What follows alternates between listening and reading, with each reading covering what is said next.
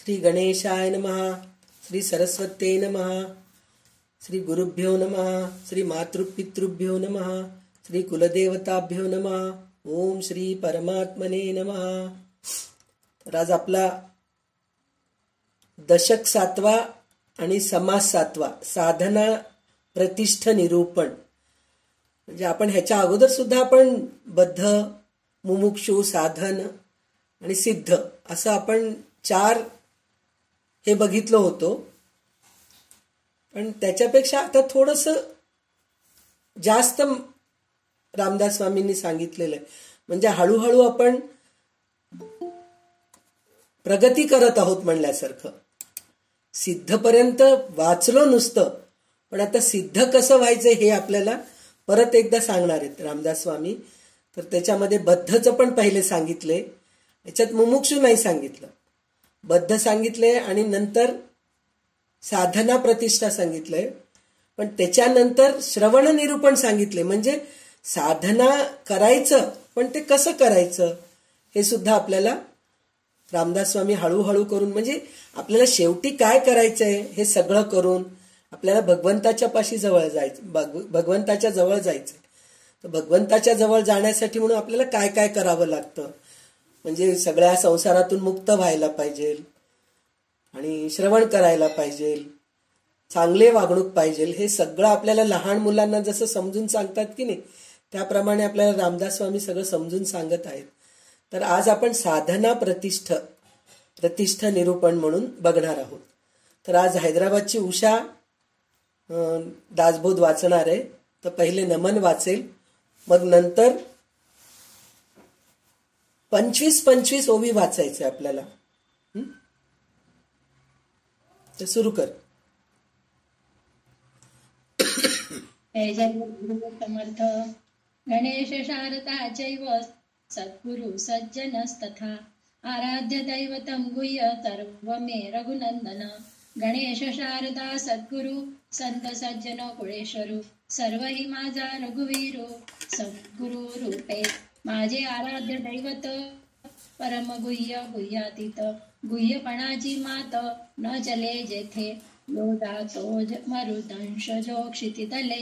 संबोधयन् सज्जनान् ग्रंथयो रचयन् सुपुण्यजनकं श्रीदास बोधाभिकं. यः कीर्त्या पठनेन्द्र सर्वविदुषां स्वान्तापहारी सदा. सोऽयं मुक्तिकरक्षितो विजयते श्रीरामदासो गुरु. मला वाटते अंतरी त्वा वसावे तुझ्या दासबोधाची त्वा बोध व्हावे. अपत्या परिपाववी प्रेमग्रासा महाराज या सद्गुरु रामदासा. ब्रह्मानंदं परमसुखदं केवलं ज्ञानमूर्तिं द्वन्द्वातीतं गगनसदृशं तत्त्वमस्यादिलक्ष्यम्. एकं नित्यं विमलमचलं सर्वधी साक्षिभूतं भावातीतं त्रिगुणरहितं सद्गुरुं तं नमामि. गुरुर्ब्रह्मा गुरुर्विष्णु गुरुर्देवो महेश्वरः गुरुर्साक्षात् परब्रह्म तस्मै श्री गुरुवे नमः. अनेन प्रियतां देवो भगवान् जानकीपतिः श्रीरामचन्द्र पूर्वेषाम् अस्माकं कुलदैवतं. श्रोता वक्ता श्रीराम समर्थ. जय जय रघुवीर समर्थ. शुका सारिखे पूर्ण वैराग्य जाचे वसिष्ठा परिज्ञान योगेश्वराचे. कवी वाल्मिका सारिखा मान्य ऐसा. नमस्कार माझा सद्गुरु रामदासा. जय जय रघुवीर समर्थ.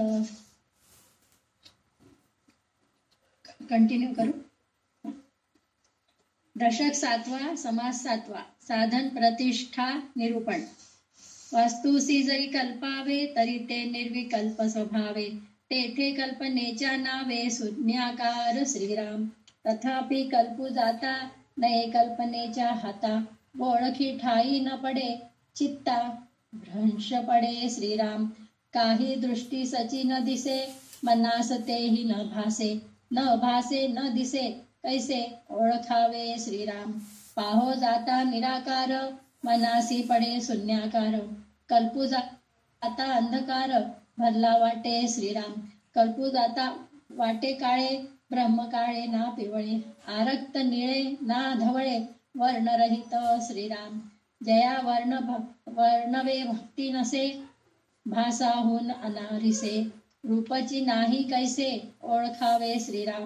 न दिसता ओळखणं, किती धरावी आपण. हे तो श्रमासीच कारण, होत असे श्रीराम.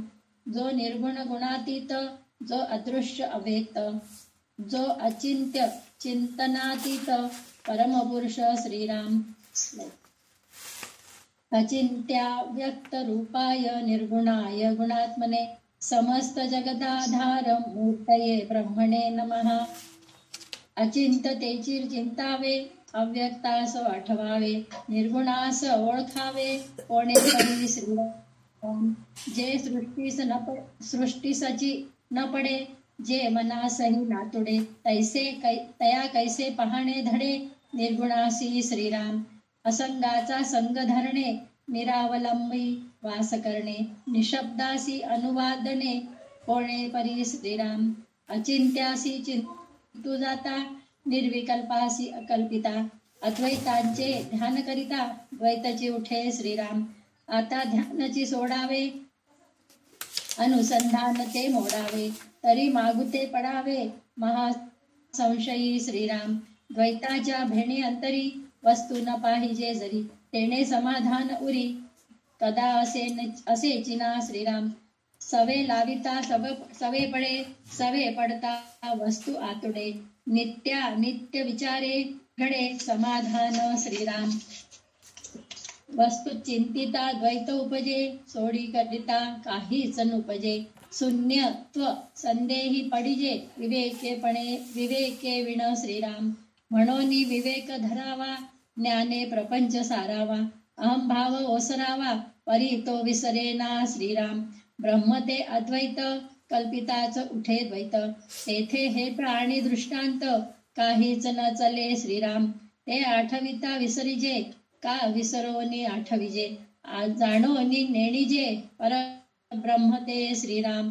त्यास न भेटता होय भेटी, भेटो जाता पडे तुटी, ऐसी हे नवल गोष्टी, मुकेपणाची श्रीराम.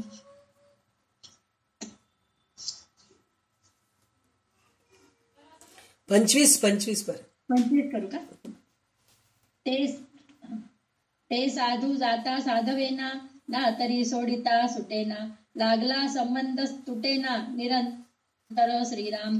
ते असतची सदा असे, ना तरी पाहता दुरासे, न पाहता प्रकाशे, जेथे तेथे श्रीराम. जेथे उपाय तोची उपाय, अपाय आणि अपाय तोची उपाय, हे अनुभवी विण काय, उमजो जाणे श्रीराम. ते नुपजताच उमजे, उमजो न काहीच नुमजे, ते वृत्ती विण पाविजे, निवृत्ती पद श्रीराम. ते ध्यानी धरिता न ये, चिंतने चिंतावे ते काय, मनामध्ये न समाये, परब्रह्म ते श्रीराम. त्यास उमपे धावे जळ, तरी ते निर्मळ निश्चळ, विश्व बुडाले सकळ, तरी ते कोरडेची असे श्रीराम. नवे प्रकंठ 26 झाले. तर आपण गेल्या ह्याच्यामध्ये बद्ध निरूपण बघितलं होतं.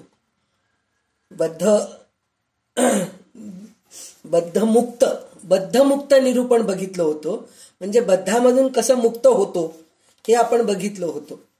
तर देहबुद्धीनेच बद्ध आणि मुक्तपणा काय आहे हे आपल्याला कळतं. देहबुद्धीने म्हणजे आपण विचार करणं, कल्पना करणं, हे सगळं देहबुद्धीतूनच निर्माण होत असतं ना. विचार करत असतो आपण, म्हणजे आपण शुद्धीवर आहे, आपलं देह सुदृढ आहे, तरच आपण विचार करू शकतो, कल्पना करू शकतो, तेव्हाच सगळं काही आपल्याला कळतं. तर त्याप्रमाणे ह्या बद्ध वृत्तीतून कसं आपण मुक्त व्हायचं हे आपल्याला साधनेतून कळतं. म्हणजे साधना काय आहे हे आपल्याला ह्या समासात कळणार आहे. तर साधना काय आहे म्हणून म्हणलं तर ह्याच्या अगोदर आपण बघितलेलं काय होतं, म्हणजे सोपं. बद्ध म्हणजे काहीच कळत नाही आपल्याला, एकदम म्हणजे देव म्हणजे काय माहित नाही, पूजा म्हणजे काय माहित नाही, लोकांशी कसं वागावं माहित नाही, म्हणजे साधं एकदम बद्ध असतो आपण. त्याच्यानंतर देव काय आहे, किंवा आपल्याला चांगले ग्रंथ वाचायचे, ह्या ग्रंथामध्ये काय आहे, आपण गीता वाचलं तर काय फायदा होतं, दासबोध वाचलं तर काय फायदा होतं, सत्संगाला गेलं तर काय फायदा होतं, हे सगळं मुमुक्षूमध्ये कळत असतं. आणि मुमुक्षूमध्ये कळाल्यानंतर आपण विचार करत असतो, खरंच त्याच्यामध्ये गेलं तर चांगलं असतं ना, ऑनलाईन क्लास जॉईन केलं तर चांगलं असतं ना, गीता शिकायला पाहिजे, आपण चांगल्या प्रवचनाला जायचंय, कीर्तनाला जायचंय. आता आपल्या ह्याच्यामध्ये हैदराबादमध्ये कोणी कीर्तन सांगणारे आलेत. आता मला वाटतं हैदराबादमध्ये कीर्तन समारंभ पण आहे, जानेवारीमध्ये असतं ना, दरवर्षी नवीन वर्ष सुरुवात असतं. तर तसं म्हणजे त्या कीर्तनामध्ये बाहेरून लोक येतात, बरेच लोक कीर्तनकार येतात, त्यांच्याकडून आपल्याला कीर्तनाचं लाभ मिळतो, म्हणजे त्या कीर्तनाला जायची इच्छा होते. हे सगळं असं वाटणं हे मुमुक्षूमध्ये आहे.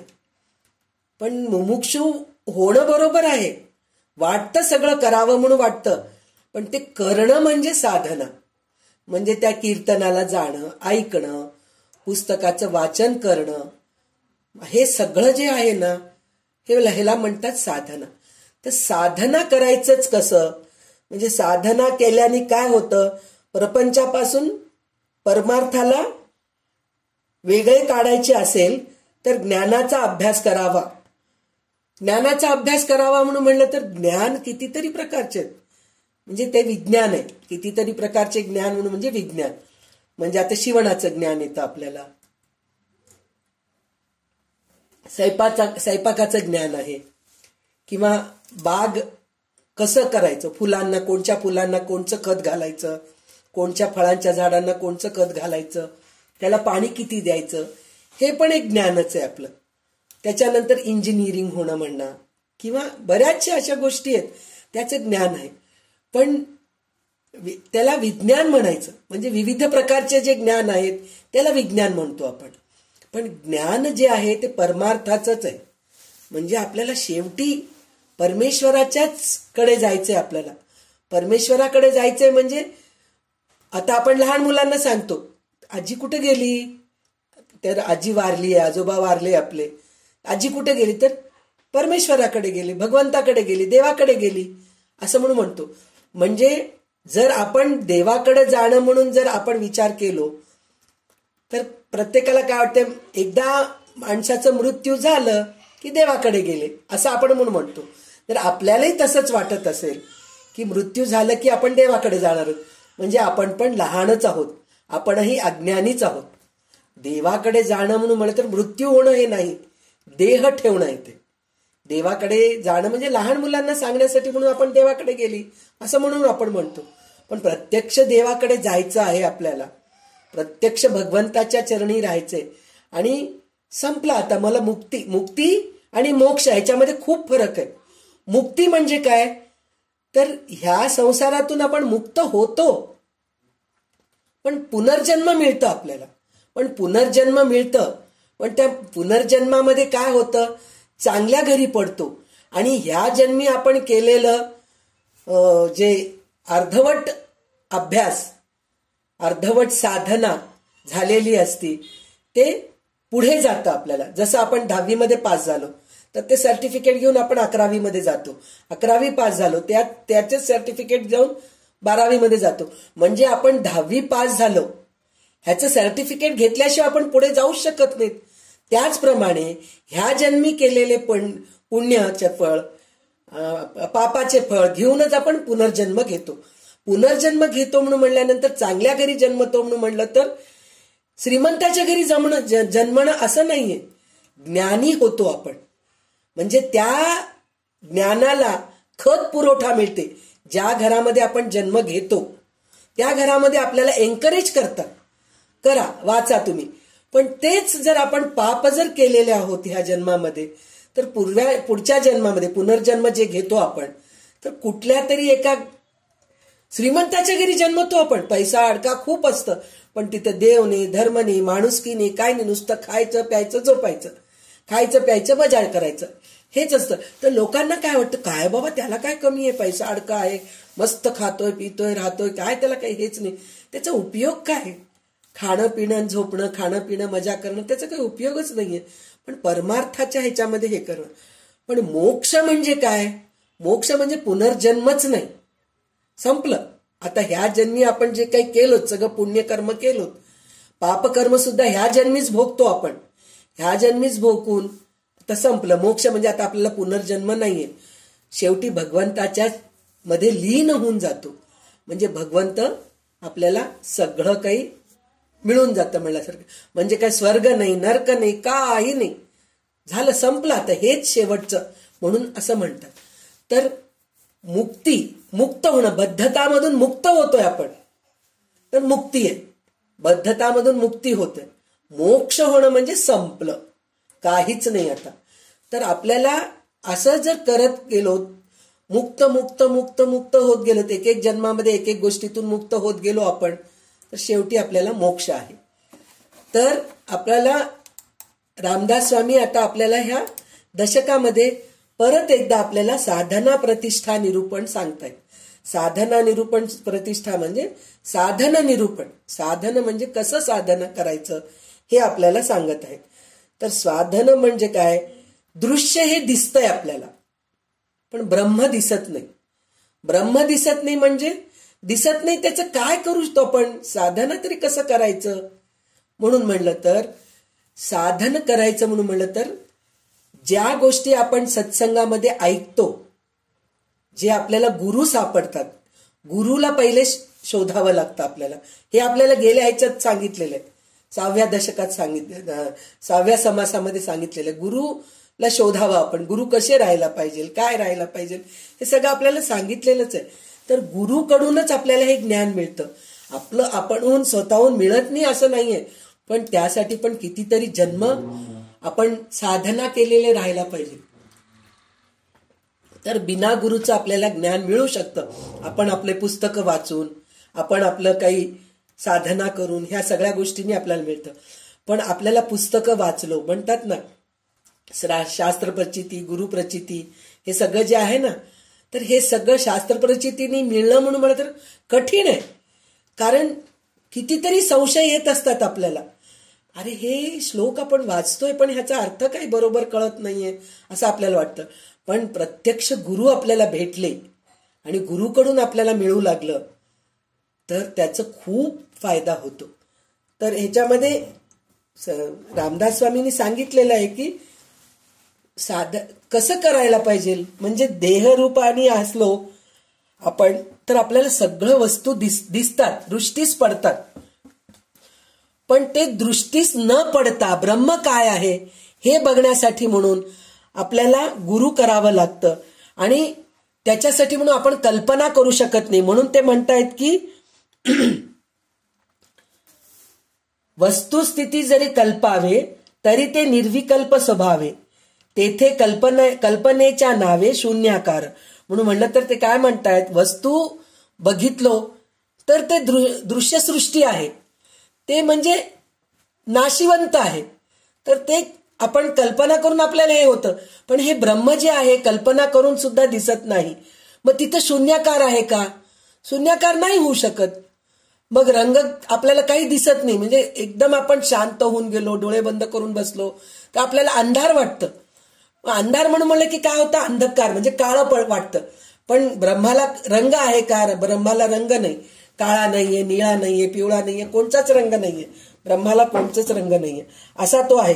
तर ब्रह्म कसं आहे, अचिंत्य, अव्यक्त, निर्गुण आणि एवढं सगळं राहून पुन्हा गुणात्मा आहे. तो गुणात्मा आहे, सगळ्या जगताचा आधार आहे. अशा ब्रह्ममूर्तीला आपल्याला बघायचंय. तर त्याच्यासाठी म्हणून आपल्याला साधना करायचंय. तर त्याच्यामध्ये त्यांनी काय म्हणाले ते, तर जे दृष्टीला पडत नाही, जे मनाला सापडत नाही, त्या निर्गुण ब्रह्माला कशा रीतीने पाहता येईल म्हणून कल्पना आपल्याला विचार येतात. असं आपल्याला जे कशाला चिकटलेलं नाहीये त्याची संगती कशी धरायची. म्हणजे आपण आता एक मूर्तीची पूजा करतो, म्हणजे ते गुण आहे, तर त्याला आपण मूर्तीची पूजा करू लागलो म्हणून तर त्याला धरून आपण आंघोळ घालतो, पुसतो, गंध लावतो, फुलं लावतो, हे सगळं करतो आपण, फुलं वाहतो, हे सगळं करतो. पण ब्रह्म दिसत नाही, त्याचं कसं करावं. तर तिथे काय होतं, माणूस घाबरून जातो, हरून जातो. म्हणजे मला ब्रह्म काय कळतच नाहीये असं तो घाबरून जातो. घाबरून जाऊन तो काय करतो, मग पूजा करणं सोडून देतो, ध्यान करणं सोडून देतो, मग जसाचं तसं पुन्हा हे होऊन जातो, बद्ध होऊन जातो. तर तसं न होता ते चालू ठेवत राहायचं. तर ह्याच्यामध्ये त्यांनी काय सांगितलेलं आहे, आपले मन दृश्यातून निर्माण झालेले आहेत, शिवाय आपण त्यास दृश्यानेच चिंतन करण्याची दृढ सवय लावायला पाहिजे. म्हणजे दृश्यानेच आपण हे करायचं, चिंतन करायचं. म्हणून म्हणलं तर एक तर चिंतन करणं म्हणजे काय, जे गोष्ट सांगतात आपल्याला, म्हणजे प्रवचनामध्ये, कीर्तनामध्ये नुसतं ऐकतो, तर ऐकून काय करतो, काही वेळेस आपण काय करतो, आता पण सगळे आपण ऐकत आहात, प्रत्येक जण मोबाईलच्या समोर बसलेले आहात, पण काही काही वेळेस असं होतं आपण ऐकत असतो पण लक्ष दुसरीकडे असतं आपलं. म्हणजे कोणाचं तरी नातेवाईकांमध्ये तरी लक्ष असतं, मुलाबाळांमध्ये तरी लक्ष असतं, किंवा उद्याच्या काळजीची तरी लक्ष असतं, किंवा वर्तमान काळ म्हणतील, भूतकाळाचं काळजी, म्हणजे भूतकाळाचे म्हणजे विचार चालू असतात डोक्यामध्ये. असं झालं होतं ना त्यावेळेस, मी असं करायचे नव्हते.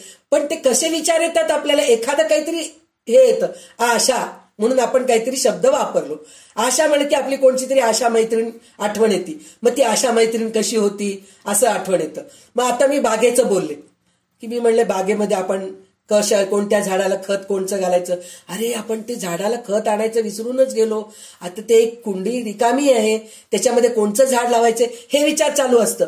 इथं श्रवण चालू आहे, कानामध्ये शब्द पडत आहेत, पण ते आपण त्या गोष्टीकडे लक्ष देत नाहीयेत, विचार दुसरे चालू आहेत. मग नंतर अरे हे ऐकलोच नाहीत आपण, 5-10 मिनिटं आपले वाया गेलेत, थांबा आपण संध्याकाळी मग आपण युट्यूबवर ऐकू, म्हणून युट्यूबवर ऐकत असतो. मग युट्यूबवर असताना आता मिस केलेलं ऐकतो, पण ते नंतर ते लक्ष राहत नाही आपलं.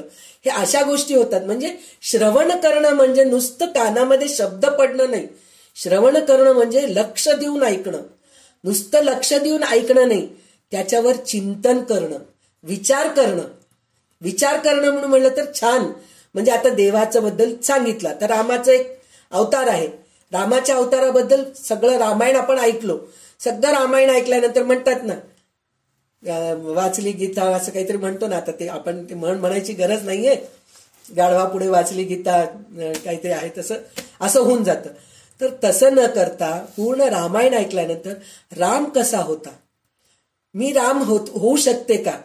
तर काही लोकांच्या मनामध्ये आपण संशयखोरच असतो. माणूस जन्माला आलो म्हणलं की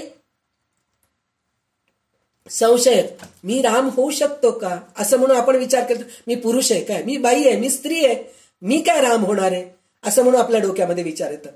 पण रामाचे गुण, राम कसा होता हे विचार करा. बरं जाऊ दे, तुम्ही राम नाही होऊ शकला, रामासारखं सीता कशी होती, रामाची पत्नी, तिच्यासारखं व्हायला पाहिजे. तर प्रत्येक जणांचं काय म्हणतात, तर राम पुरुषोत्तम आहे. रामायण ऐकल्यानंतर त्या पुरुषोत्तमाचे सगळे गुण आपल्यामध्ये घ्यायचं असं म्हणून सगळेजणी म्हणतात.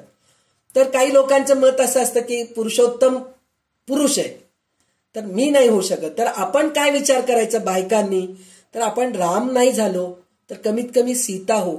आपण होतो का, नवरा जर गाव सोडून परगावी ट्रान्सफर झालं तर थांबाव 1-2 महिने, मी सगळं इकडे बघून घेते, सगळं करते, न घेते तुमच्या सोबत, पहिले इकडलं सगळं होऊ दे, मग मी येते, तुम्ही जा पुढे, असं आपण नवऱ्याला म्हणतो.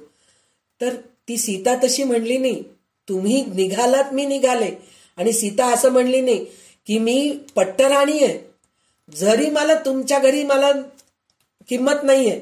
आजकालचे आपण सगळे काय म्हणतो, तुमच्या घरी सासरी मला किंमतच नाहीये, मी माहेरी निघून जाते, तुम्ही जा 14 वर्ष वनवासात राहा, 14 वर्ष तुम्ही करून घ्या वनवास, मी राहते माझ्या माहेरी, माझ्या घरी काही कमी नाही आहे, माझ्या आई वडिलांना भरपूर आहेत, मी नोकरी नाही केली तरी माझे आई वडील मला खाऊ घालू शकतात, असं म्हणून माहेरी निघून जातो आपण. म्हणजे अशा सगळ्या गोष्टी आहे.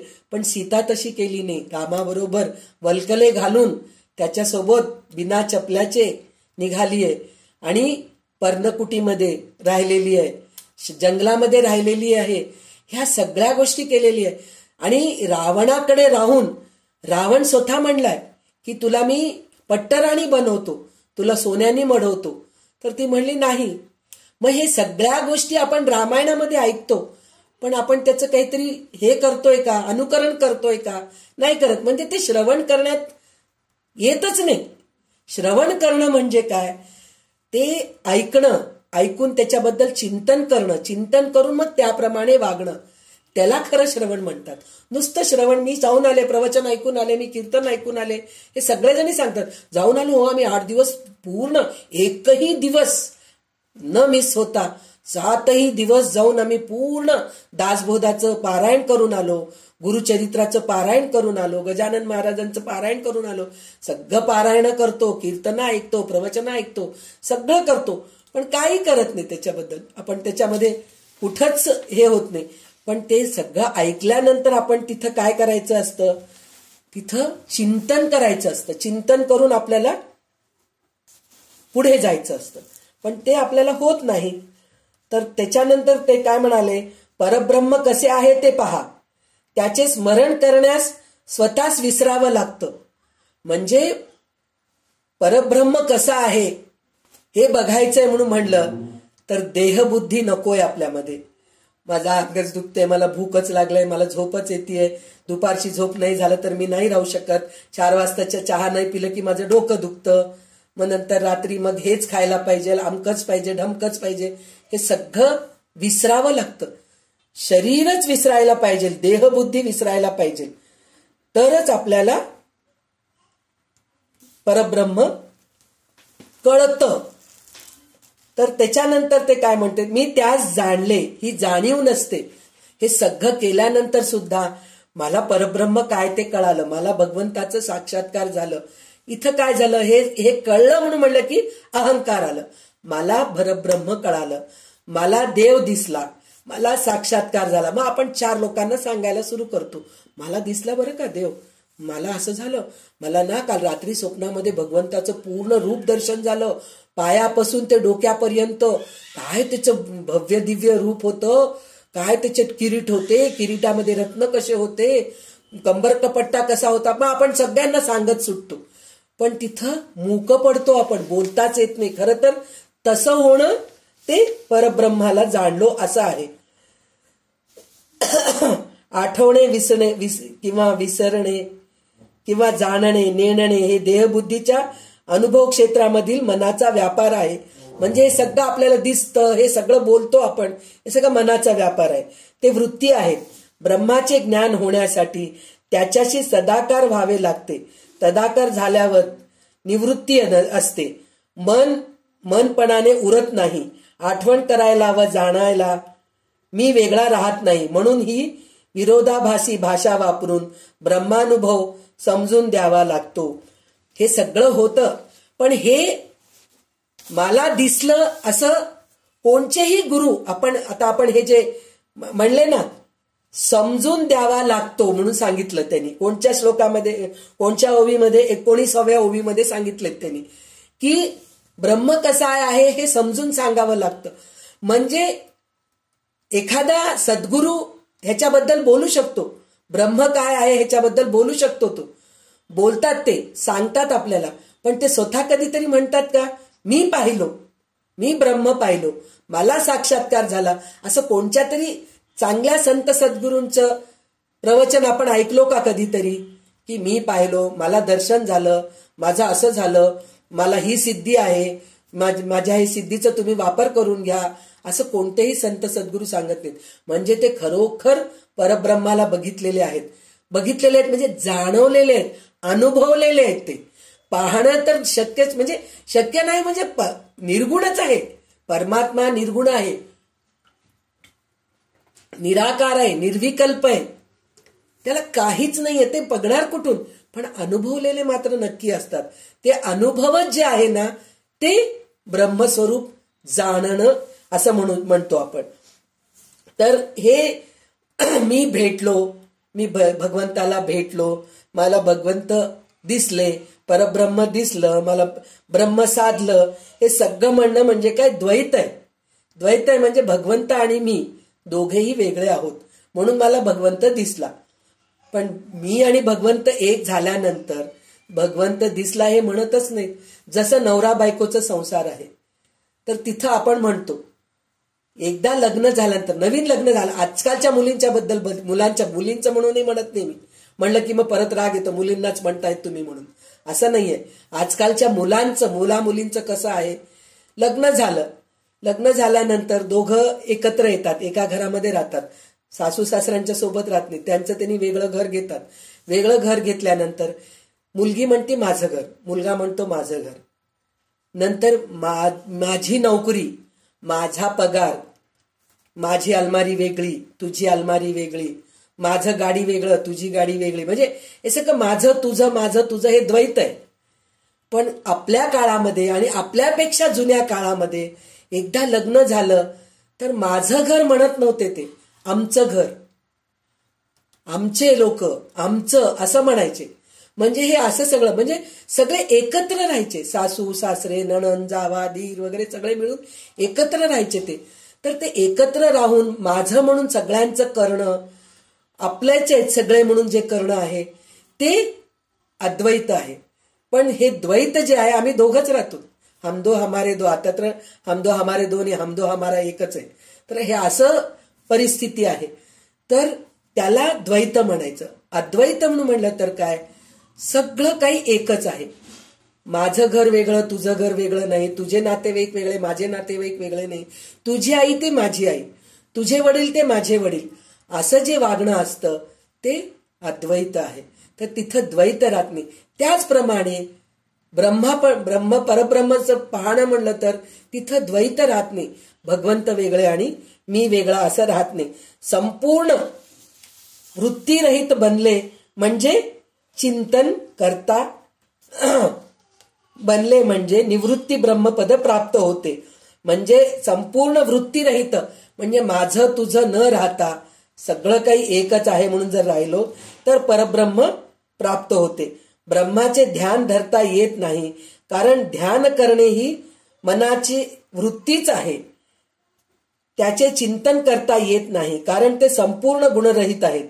दृश्याच्या म्हणजे स्थलकालाच्या मर्यादा मध्ये वागणाऱ्या मनामध्ये स्थलकालातीत अत्यंत ब्रह्म मावणे शक्य नाही.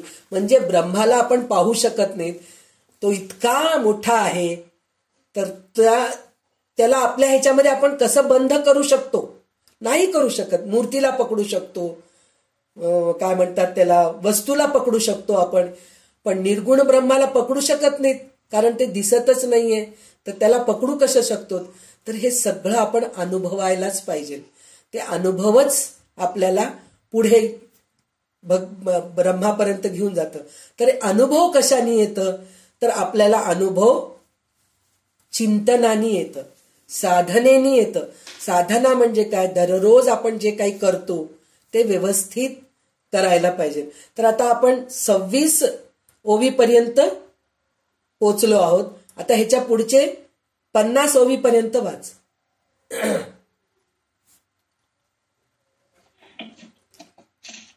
त्यास उमपे घ्यावे जळ, तरी ते निर्मळ निश्चळ. विश्व बुडाले सकळ, तरी ते कोरडेची असे श्रीराम. नवे प्रकाशा सारिखे, अथवा नवे काळोखे. आता हे कासया सारिखे, सांगावे हो श्रीराम. ऐसे ब्रह्म निरंजन, कदा नवे दृश्यमान. लावावे ते अनुसंधान, कोणे परी श्रीराम. अनुसंधान लावू जाता, काही नाही वाटे आता. तेने मनाची या माथा, संदेह वाजे श्रीराम. लटिकेची काय पहावे, कोठे जाऊन राहावे. अभाव घेतला जीवे, सत्य स्वरूपाचा श्रीराम. अभावची म्हणो सत्य, तरी वेदशास्त्र कैसे मिथ्य. आणि व्यासादिकांचे कृत्य, वावगे नव्हे श्रीराम. म्हणून मिथ्या म्हणता नये, बहुत ज्ञानाचे उपाय. बहुती निर्मिले ते काय ते, मिथ्या म्हणावे श्रीराम. अद्वैत ज्ञानाचा उपदेश, गुरु गीता तो महेश. सांगता होय पार्वतीश, पार्वती प्रती श्रीराम. अवधूत गीता केली, गोरक्षीस निरोपिली. ते अवधूत गीता बोलली, ज्ञान मार्ग श्रीराम. विष्णू होऊनी राजहंस, विधीस केला उपदेश. ते हंस गीता जगदीश बोलिले स्वमुखे श्रीराम. ब्रह्मा नारदा उपदेशित चतुश्लोकी भागवत. पुढे व्यासमुखे बहुत विस्तारिले श्रीराम. वसिष्ठ सार वसिष्ठ ऋषी सांगता झाला रघुनाथाशी. कृष्ण सांगे अर्जुनासी सप्तश्लोकी गीता श्रीराम. ऐसे सांगावे ते किती बहुत ऋषी बोलिले बहुती. अद्वैत ज्ञान आदि अंती सत्यची असे श्रीराम. म्हणून मिथ्या आत्मज्ञान म्हणता पाविजे पतन. प्रज्ञे रहित जे जन तयासी हे कळेना श्रीराम. जेथे शेषाची प्रज्ञा मंदली श्रुती समौन्य मुद्रा पडिली. जाणपणे न वचे वदली स्वरूप स्थिती श्रीराम. आपणास नुमजे परवे म्हणून मिथ्या कैसे करावे. ना तरी सुदृढ धरावे सद्गुरु मुखे श्रीराम. मिथ्यतेची सत्य झाले सत्य असोनी मिथ्य केले. संदेह सागरी बुडाले अकस्मात मन श्रीराम. मनास कल्पयाची सवे मने कल्पिले ते नव्हे. तेणे गुणे संदेह द्यावे मीपणाचे निपंथे श्रीराम. परी तो पथची मोडावा मग परमात्मा जोडावा. समूळ संदेह तोडावा साधूचे निसंगती श्रीराम. मी पण शस्त्रे तुटेना मी पण फोडिता फुटेना. मी पण सोडिता सुटेना काही केल्या श्रीराम. मी पणे वस्तू नाकळे मी पणे भक्ती मावळे. मी पणे शक्ती गळे वैराग्याची श्रीराम. मी पणे प्रपंच न घडे मी पणे परमार्थ बुडे. मी पणे सकळी उडे यश कीर्ती प्रताप श्रीराम. मी पणे मित्री तुटे मी पणे प्रीती आटे. मी पणे लिगटे अभिमान अंगी अभिमान अंगी श्रीराम. मी पणे विकल्प उठे मी पणे कळह सुटे. मी पणे समूह फुटे ऐके त्याचा श्रीराम. मी पण कोणासीच न साहे ते भगवंती कैसे निपासाहे. म्हणून मी पण सांडून राहे तोची समाधानी श्रीराम. तर आता इथे 25 ह्याच्यापर्यंत त्यांनी काय सांगितलंय आपल्याला की कसं करावं त्याचं चिंतन. ते निर्गुण आहे म्हणून सांगितलं. पण आता ह्याच्या पुढे आपल्याला थोडंसं हे करतायत साधना कसं करायचं. तर साधना कसं करायचं म्हणून म्हणलं तर त्याच्यामध्ये त्यांनी सांगितलंय पहिले तर ते म्हणाले की ब्रह्म पाण्यासारखे आहे असे म्हणावे. तर म्हणजे आता आपण मूर्तीबद्दल बोललो होतो. मूर्तीला धरून बसलं तर साधना होईल का. म्हणजे मूर्तीला धरून बसणं म्हणजे कवटाळून बसणं नाही.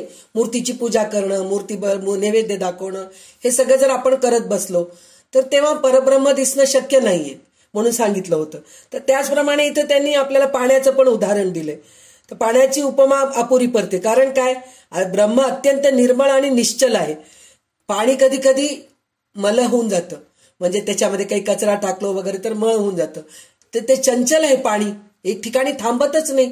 त्याला थांबण्यासाठी मग एक भांडं काहीतरी असं लागतं. तर ते पाणी निश्चल नाहीये.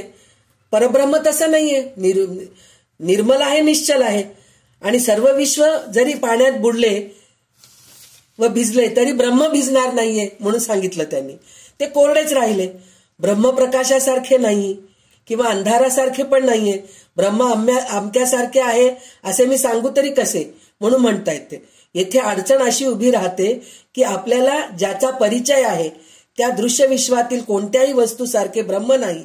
म्हणजे परब्रह्म जे आहे हे कोणासारखंच नाही. म्हणजे त्याचं कोणाला उपमा देऊ शकत नाही. उपमाच देऊ शकत नाही.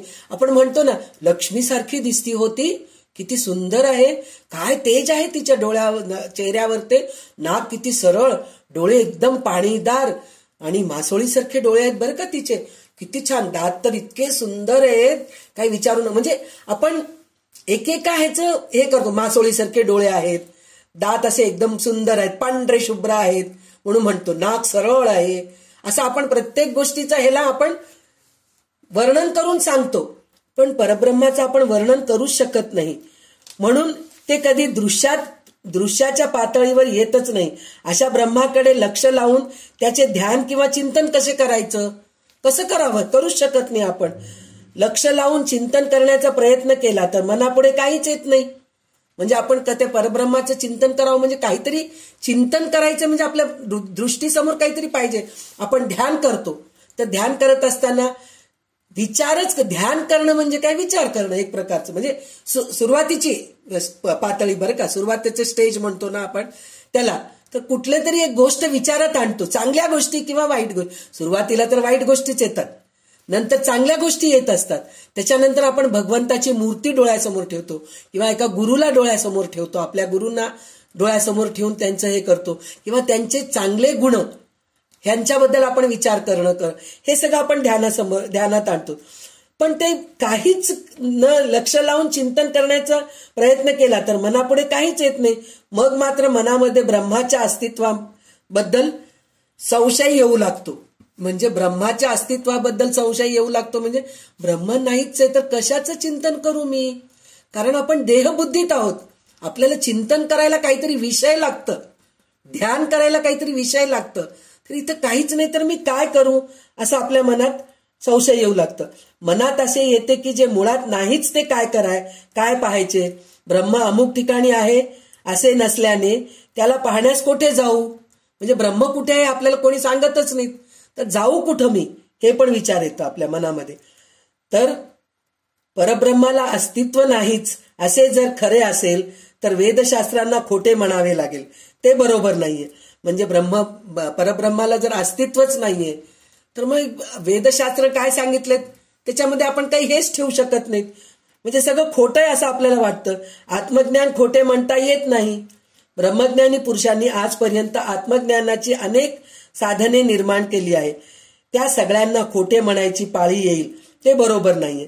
तर त्याच्यानंतर ते म्हणाले की आता त्याच्यासाठी आपण काय करायचं. म्हणजे आता आपण मूर्तीपूजा करायचं का, अभ्यास करायचं का, पुस्तकं वाचायचं का, काय करायचं हे आपल्याला पुढे सांगतायत. तर त्याच्यामध्ये त्यांनी काय सांगितले, आता साधन हे करायचं आपल्याला, काय म्हणतात त्याला, अभ्यास करायचं, वाचन करायचं. तर कोणची ग्रंथ वाचन करायचं. नुसतं वाचन करून आता आपले पुस्तकं पुष्कळ वाचणे होतात. माझं रामायण वाचून झालं, महाभारत वाचून झालं, भागवत वाचून झालं, दासबोध वाचून झालं, माझं ज्ञानेश्वरी वाचून झालं, सगळं काही वाचून झालं. इतके ग्रंथ माझ्या डोळ्यासमोरून गेलेत काही विचारूच नका. जसं काही की प्रूफ रीडर असतात ना, म्हणून म्हणलं तर काय त्याचं एडिटिंग करतात, म्हणजे कुठं चुकलंय काय चुकलंय ते प्रूफ रिडिंग करतात आणि संपलं. त्यांच्या नजरेत जे प्रिंटिंग प्रेसमध्ये असतात, जे पुस्तकं छापण्याच्या ज्या ह्याच्यामध्ये राहतात ते त्यांना प्रूफ रिडिंग म्हणतात. म्हणजे एडिटिंग जे करतात त्यांना प्रूफ रिडिंग म्हणतात. नुसतं पुस्तकांचं प्रूफ रिडिंग म्हणजे कुठं मात्रा कामा चूक आहे ते बघतात आणि व्याकरणात कुठं काहीतरी चुकी आहे का ते बघतात. ते बघणं म्हणलं तर वाचन झालं असं नाहीये. त्याच्यामध्ये काय आहे त्याचं अनुकरण करणं, चांगलं लक्ष देऊन वाचणं, ह्याला खरं वाचन म्हणतात. तर ते स्वाध्याय म्हणतात त्याला. स्वाध्याय म्हणून ते स्वाध्याय कसं करायचं, कोणत्या पुस्तकांचं स्वाध्याय करायचं हे आपल्याला रामदास स्वामी आता आपल्याला पुढे सांगतायत. त्याच्यामध्ये काय सांगितले, गुरुगीतेमध्ये अद्वैत ज्ञानाचा उपदेश आहे. श्री शंकरांनी तो पार्वतीला सांगितलेला आहे. गोरक्षाला अवधूत गीता सांगितली आहे. अवधूत गीतेमध्ये ज्ञानमार्ग आहे. म्हणजे आपल्याला एकच जर पुस्तक नीट लक्ष देऊन ऐकलो तर आपल्याला परब्रह्म नक्कीच अनुभवायला मिळते.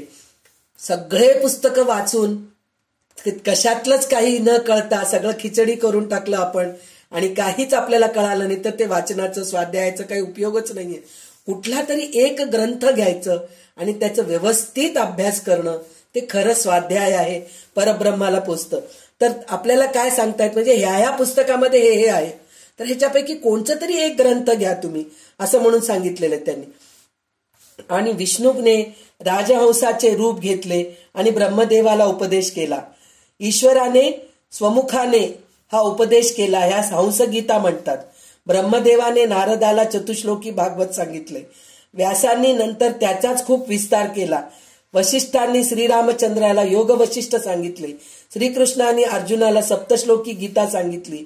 आता 18 सप्तश्लोकी गीता वेगळं, एकश्लोकी गीता वेगळं, पुन्हा चतुश्लोकी गीता वेगळं, पुन्हा 700 श्लोकी गीता वेगळं, विस्तारपूर्वक सांगितलेलं गीता वेगळं. तर एवढे सगळं पुस्तकं आपल्या डोळ्यासमोर आहेत. तर हे आपण कितीही सांगितलं तरी कमीच आहेत. पुष्कळ ऋषींनी पुष्कळ प्रकारांनी उपदेश केलेला आढळतो. अर्थात अद्वैत ज्ञान आरंभापासून शेवटपर्यंत सर्व स्वानुभवी पुरुषांनी खरे मानलेले आहे. म्हणजे स्वानुभवी, स्वतःचा अनुभव पाहिजे. आपण प्रत्येक वेळेस दुसऱ्यांचाच अनुभव ऐकत राहतो.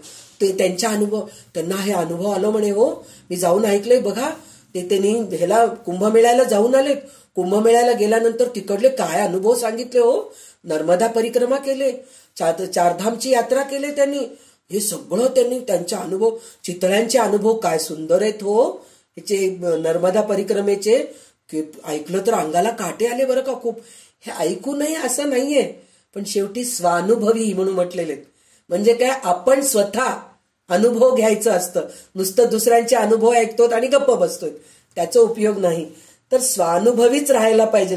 पुरुषांनीच खरे मानले आहे. म्हणून आत्मज्ञान खरे नाही, खोटे आहे असे म्हणणे आपल्याला अधःपतनाचे ठरेल. बुद्धिहीन व विचारहीन माणसांना हे कळत नाही. खरी गोष्ट अशी आहे की स्वरूप साक्षात्कार इतर अनुभवाप्रमाणे शब्दांनी समजून घेता येत नाही. म्हणून सद्गुरूंच्या तोंडून त्यांच्याविषयी श्रवण करावे आणि ते घट्ट धरून साधना करावी. म्हणजे सद्गुरूंच्या मुखाने ऐकायला पाहिजे आणि ते घट्ट मनामध्ये ठाम विचाराने राहायला पाहिजे म्हणून सांगितलेलं आहे. तर आता ह्याच्यामध्ये अजून एक गोष्ट काय सांगितलेत, आत्मसाक्षात्कार होऊन अनुभवास येणारी स्वरूप स्थिती इतकी सूक्ष्म आहे की तेथे शेषाची बुद्धी हार खाते. श्रुतींना मौन धरावे लागते. श्रुती म्हणजे बोलणं, मौन धरावं लागतं, बोलता येत नाही आपल्याला, असं व्हायला पाहिजे. मला ती समजली म्हणून जर आपण कोणी तिचे वर्णन करूच शकत नाही. स्वरूप स्थिती कशी आहे हे आपल्याला नीट समजत नाही म्हणून ती खरीच नाही असे म्हणणे योग्य नाही. स्वतःला स्थितीचे आकलन होत नसेल तर सद्गुरूच्या मुखाने त्याविषयी श्रवण करावे आणि मनामध्ये दृढपणे धरून साधना करावे. म्हणजे साधना करावे म्हणलं तर काय, अभ्यास करावा. म्हणजे सतत ऐकणं.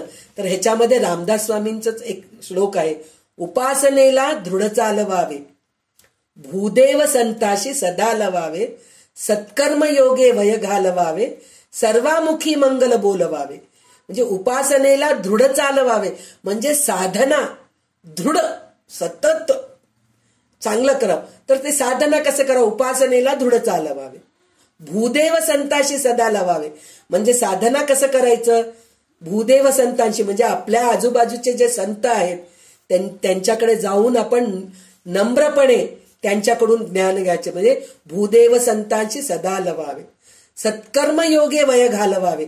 नुसतं संतांकडे जाऊन उपयोग नाहीये, सत्कर्म योगे वय घालवावे. म्हणजे सगळ्या चांगल्या कामामध्ये आपण तत्पर राहायला पाहिजे. सर्वामुखी मंगल बोलवावे. आपण तर म्हणतच आहोत, आपण गीता वाचतच आहोत. जसं आपल्याला ते अयोध्याचे जे गिरीजी महाराज आहेत, गोविंद गिरीजी महाराज, त्यांनी सांगितलेलं ना, गीता पढो पढाओ और जीवन में लाओ. म्हणजे ते स्वतः एकटे त्यांनी जे सुरू केलेलं जे संस्था आहे तर त्याच्यामध्ये त्यांनी काय सांगितलं, गीता पढो पहिले, नंतर पढाओ म्हणजे दुसऱ्यांना शिकवा. तुम्ही नुसतं शिकून उपयोग नाही, त्याचं वृक्ष बनवा. एक बी आपण पेरलो तर बी पेरल्यानंतर त्याचे काय वृक्ष निर्माण होतं. वृक्ष निर्माण झालं की त्याला भरपूर फुले येतात, फुले आलं की नंतर मग फळ येतं, फळांमध्ये बिया येतं. मग त्या एक बी पेरलो आपण तर त्याच्यातून किती बिया निर्माण होतात, मग त्या बियांचे अजून वृक्ष निर्माण होतात. त्याचप्रमाणे आपण एकटे शिकून उपयोग नाहीये. सत्कर्म योगे वय घालवावे, सर्वामुखी मंगल बोलवावे. म्हणजे सगळ्यांच्या मुखानी सगळ्यांकडून आपण करून घ्यायला पाहिजे, तर त्याचा उपयोग आहे, ते साधना आहे असं म्हणायचं. जे गीता पढो मग पढाओ म्हणजे दुसऱ्यांना शिकवा, त्याच्यानंतर जीवन में लाओ म्हणजे त्याप्रमाणे वागायला पाहिजे. आपण नुसतं शिकून उपयोग नाहीये. मला गीता तो कंठपाठ आहे, 18 अध्याय, कुठलाही तुम्ही श्लोक विचारा मला पटकन मी सांगते, हे उपयोग नाहीये. मी त्या जीवनामध्ये मी कशी वागतीये त्याचं महत्व आहे, ते खरं साधना आहे असं म्हणून आपल्याला सांगत आहेत. आणि त्याच्यानंतर अजून एक हे काय सांगितलं त्यांनी की मीपणाचा त्याग करावा. म्हणत तर सर्वामुखी मंगल बोलवावे, सगळ्यांच्या मुखाने मंगल बोलवावे हे आहेच आहे. आणि जीवन में लावो म्हणून म्हणल्यानंतर ते जीवनमध्ये कसं काय आणायचं, तर तिथं काय करायचं, मीपणाचा त्याग करावा म्हणून पहिले सगळ्यात मोठं हे येतं. तर तिथं काय म्हणतो, तर मीपणाचा त्याग कसा करावा, ब्रह्माचा अनुभव कसा घ्यावा, कोणत्या प्रकारे समाधान पावावे म्हणून आपल्याला प्रश्न पडतं. तर या 3 प्रश्नांची उत्तर अशी आहे, मीपणाचा नीट समजून त्याचा त्याग करावा. म्हणजे मीपणा म्हणजे काय आहे हे पहिले आपल्याला कळायला पाहिजे. मी म्हणजे काय आहे हेच कळत नाही पहिले. सगळ्यात मोठं म्हणजे प्रश्न बद्ध जे असतात त्यांना मी म्हणजे काय हेच कळत नाही. त्याचं काय, मी म्हणजे काय, मी म्हणजे पहिले माझा अहंकार.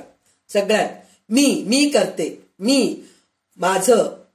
माझे लोक, माझे नातेवाईक, माझं घर, हे सगळं मीपणा आहे. तर हे मीपणा पहिले कळून घ्यायला पाहिजे. मीपणा कळाल्यानंतर त्याचं त्याग करायला पाहिजे. तर ते पहिली पायरी आहे. त्याच्यानंतर आपण ब्रह्माशी तदाकार व्हावे, अशा प्रकारे आपण स्वतः ब्रह्मरूप होऊन ब्रह्माचा अनुभव घ्यावा. म्हणजे सगळ्यांचे अनुभव ऐकायचं, मग आपण त्या प्रकारे साधना करायचं, मग त्याच्यानंतर आपण स्वतः त्या गोष्टीचा अनुभव घ्यायचं. तर देवाची पूजा केलो. आता एक गोष्ट मी म्हणते, आता एक उदाहरणच आहे. गोंदवले महाराजांचं पहिलंच मला वाटतं प्रवचन आहे, पहिल्या दिवसाचंच प्रवचन पेढ्याबद्दल आहे. पेढा गोड आहे, खवा घातलेला आहे त्याच्यामध्ये, छान त्याच्यामध्ये विलायची घातलेलं आहे, केसर घातलेलं आहे आणि दूध चांगलं उकळून मस्त त्याचं खवा तयार केलेलं आहे आणि ते पेढ्यामध्ये साखर घातलं, मग पेढा गोड लागला. म्हणलं की आपल्याला कळालं काय पेढा गोड आहे म्हणून कळालं का, प्रत्यक्ष आपण जेव्हा पेढा खातो तेव्हा गोड लागतं, तेव्हा खरं प्रत्यक्ष पेढ्याची गोडी आपल्याला लागते. म्हणजे पेढा काय आहे म्हणून कोणी वर्णन करून सांगितलं, कोणतं तरी एक नवीन फळ आपल्याला दिसलं, आपण कधी न बघितलेलं फळ असतं. आता आपल्याला हे स्ट्रॉबेरी वगैरे दिसायला लागले. तर पहिले सुरुवातीला स्ट्रॉबेरी काय ग तू खाल्लीस का ग स्ट्रॉबेरी कधीतरी म्हणून कोणी आपल्याला विचारलं, तर आपण नाही ग मी खाल्लं नाही, पाहिलंय बरं खाल्लं नाही. अगं खूप छान असतं बरं का, आंबट गोड असतं, मस्त लाल रंगाचं असतं, हे असतं ते असतं, आपण हे सगळं पण वर्णन करतो. पण ते आंबट गोड असतं म्हणजे आपल्याला जिभेला कळतं का आंबट गोड आहे कसं आहे, त्याचं चव कसं आहे कळतं का. प्रत्यक्ष जेव्हा आपण ते स्ट्रॉबेरी खाल्ल्यानंतर आपल्याला कळणार आहे की अरे खरंच स्ट्रॉबेरी काय चविष्ट आहे, मस्त एकदम खूप छान आहे बरं का. मग तेव्हा म्हणजे हे आपण ब्रह्म अनुभवायला पाहिजे. म्हणजे आपल्याला सद्गुरू सांगतायत स्ट्रॉबेरी कसं आहे, पेढा कसा आहे, लाडू कसा आहे, गुलाबजामुन कसं आहे, हे सगळं आपल्याला वर्णन करून आपल्याला गुरु सांगतायत, आपल्याला सद्गुरू सांगतायत. पण त्याचं चव आपल्यालाच घ्यायचं असतं. नुसतं सांगून ऐकून आपल्याला ते कळत नाही. चव घेतल्याशिवाय त्याची गोडी लागत नाही, आपल्याला चव कळत नाही. त्याचप्रमाणे गुरु आपल्याला सद्गुरू आपल्याला परब्रह्म कसं आहे, देव कसे आहेत, निर्गुण कसं व्हायला पाहिजे, ब्रह्माचं साक्षात्कार कसं करून घ्यायचं, हे सगळं शास्त्र प्रचिती, गुरु प्रचिती हे सगळं असतं. पण शेवटी आत्मप्रचिती करणंच महत्वाचं असतं. स्वतः आपण अनुभव घेतल्याशिवाय आपल्याला होत नाही. तर अनुभव घ्यावा लागतो. माझेपणाने कोणतेही दृश्य वस्तूमध्ये चिटकू नये, म्हणजे कुठल्याही वस्तूत आपण अडकू नये. अशा संगरहित मनाला समाधानाचा अनुभव येतो. म्हणजे संगरहित राहिलं तरच आपल्याला अनुभव येतो, नाहीतर आपल्याला अनुभव येत नाही. समजा साधन करता करता एखादा साधक स्वरूपाकार झाला, मी तर आता स्वतः ब्रह्म झालो, मला साधनेची काय जरुरी आहे असं जर विचार करू लागला, असा संकल्प जर त्याच्या मनात आला, तर तो कल्पनेच्याच प्रांतामध्ये पडलेला आहे. म्हणजे तो कल्पनेमध्ये बघतोय परब्रह्म कसा आहे, हे कल्पनेमध्ये बघतोय. वास्तविक ब्रह्मस्वरूपामध्ये कल्पनेला स्थान नाही. म्हणजे परब्रह्माला जाऊ लागलो तर तिथं कल्पना नाहीच आहे, एकदम आपण शांत होऊन जातो. याच्या अगोदर पण मी सांगितलेली आहे, सिद्ध होणं म्हणजे काय, साधकेतून सिद्ध होणं. म्हणून म्हणलं तर आपल्याला कशाचीही गरज नाही, ऊन नाही, पाऊस नाही, काहीच नाही. तर त्याच्यामध्ये आपल्याला कितीतरी असे ह्याच्यामध्ये भगवद्गीतेमध्ये श्लोक सांगून गेलेले आहेत की अद्वेष्टाम सर्वभूतानां मैत्रक करुण एवच निर्ममो निरहंकार समदुःख क्षमस्समिही म्हणून सांगितलेलं आहे. म्हणलं तर इथं काय म्हणलेलं आहे त्यांनी, सुखदुःखाची गरज नाही आपल्याला, मानापमानाची पण गरज नाही. कोणत्याही प्राण्यांचा द्वेष न करणारा, स्वार्थरहित, सर्वांवर प्रेम करणारा व अकारण दया करणारा, माझेपणा व मीपणा नसलेला, सुखात व दुःखात समभाव असलेला आणि क्षमावान म्हणजे अपराध करणाऱ्यालाही अभय देणारा असतो. तसेच जो योगी नेहमी संतुष्ट असतो, ज्याने शरीर मन इंद्रिय ताब्यात ठेवलेली असतात, ज्याची माझ्यावर दृढ श्रद्धा असते, तो मनबुद्धी मलाच अर्पण केलेला माझा भक्त मला प्रिय आहे, हे भगवंतांनी सांगून ठेवलेलं आहे 12व्या अध्यायामध्ये. म्हणजे त्याला कशाचेच हे नाहीये. त्याच्यामध्ये अजून एक गोष्ट पण सांगितलेलं आहे, शुभाशुभ परित्यागी, म्हणजे शुभ अशुभ पण त्याला काहीच नाही. आपल्याला बघा प्रत्येक वेळेस मांजर आडवी गेली म्हणलं की अशुभ झालं, कावळा काहीतरी ओरडला आपल्या घरासमोर येऊन किंवा कावळ्यांनी डोक्यावर पाय मारलं की अशुभ झालं, असं हे त्याच्याबद्दल विचार येत असतं. आणि ते सगळं म्हणजे आपल्याला ह्याच्यामध्ये 12व्या अध्यायामध्ये भगवंतापर्यंत म्हणजे परब्रह्म कसं दिसणार आहे हे आपल्याला 12व्या अध्यायामध्ये त्यांनी सांगितलंय. समशत्रोच मित्रेच तथा मानापमानयोः शीतोष्ण सुख दुःखेषु समसंग विवर्जितः म्हणून सांगितलेलं आहे. म्हणजे जो शत्रू मित्र मान अपमान याविषयी समभाव बाळगतो, तसेच थंडी ऊन सुख दुःख इत्यादी द्वंद्वात त्याची वृत्ती सारखीच असते, ज्याला आसक्ती नसते, त्याच्यानंतर तुल्य निंदा स्तुतिर्मौनी संतुष्टो येन केनचित अनिकेत स्थिरमती भक्तिमान्ये प्रियो नरहा म्हणून सांगितलेलं आहे. म्हणजे ज्याला निंदा स्तुती सारखी वाटते, जो ईश्वर स्वरूपात मनन करणारा असतो, जो काही मिळेल त्यानेच शरीर निर्वाह होण्याचा नेहमी समाधानी असतो, निवासस्थानी विषयी ज्याला ममता किंवा आसक्ती नसेल, निवासस्थान विषयी म्हणून सांगितलेलं आहे. म्हणजे आपलं घर, माझं घर, त्याच्याबद्दल काही ममता नसते त्याला, तो स्थिरबुद्धी असणारा भक्तिमान पुरुष मला प्रिय आहे म्हणून सांगतायत. म्हणजे काय त्यांनी काय म्हणजे कळालं काय ह्याच्या गोष्ट अर्थ काय म्हणून म्हणलं तर, जो कशाचंच त्याला हे नसतं तसा जो असतो म्हणजे शांत होऊन गेलेला असतो. आता ह्याच्यामध्ये कितीतरी वर्णन दिले, शीतोष्ण सुख दुःख मानापमान शत्रू मित्र कशाचंच त्याला हे नसतं, चंचल नसतो, असा जो असतो त्याला खरं परब्रह्म असतं. आणि तो शेवटी बोलूच शकत नाही इतका तो शांत असतो. तर त्याच्यामध्ये मीपणा वाचून साधन करणारा तो असा असतो म्हणून म्हणलं तर मीपणाचं त्याच्या ह्याला हेच नाहीये, काहीच त्याला म्हणजे आवडच नाहीये कोणत्या गोष्टीची, असा जो असतो तो खरा आहे म्हणून सांगितलेला आहे. तर आता पुढचे श्लोक वाच. मी पुढचे 5 श्लोक पण घेऊन टाकले, पुढचे ओवी 5 ओवी घेतले तरी हरकत नाही. मी पण कैसे त्यागावे, ब्रह्म कैसे अनुभवावे, समाधान कैसे पावावे, कोणा प्रकारे श्रीराम. मी पण जाणून त्यागावे, ब्रह्म होऊन अनुभवावे, समाधान ते पावावे, निसंगपणे श्रीराम. आणि एक समाधान मी पणे विण साधन, करू जाणे तोची धन्य, समाधानी श्रीराम. मी तो ब्रह्मची झालो स्वतः, साधन कोण करील आता. ऐसे मनी कल्पू जाता, कल्पनाची उठे श्रीराम. ब्रह्मी कल्पना न साहे, तेची तेथे उभी राहे. तयेसी शोधून पाहे, तोची साधू श्रीराम. निर्विकल्पासी कल्पावे, परिकल्पिते आपण न व्हावे. मी पणासी त्यागावे, येणे रती श्रीराम. या ब्रह्मविद्येच्या लपणी, काहीच नसावे असोनी. दक्ष आणि समाधानी, तोची हे जाणे श्रीराम. जयासी आपण कल्पावे, तोची आपण स्वभावे. येथे कल्पनेच्या नावे शून्य आले श्रीराम. पदी होऊन चळो नये, करावे साधन उपाय, तरीच सापडे सोये अल्पितपणाची श्रीराम. दाता राजपदी असता उगीच चाले सर्व सत्ता. साध्याची होऊन तत्वता साधन करावे श्रीराम. साधन आले देहाच्या माथा, आपण देह नव्हे सर्वथा. ऐसा करुनी अकर्ता सहजची झाला श्रीराम. देह आपण ऐसे कल्पावे तरीच साधन त्यागावे.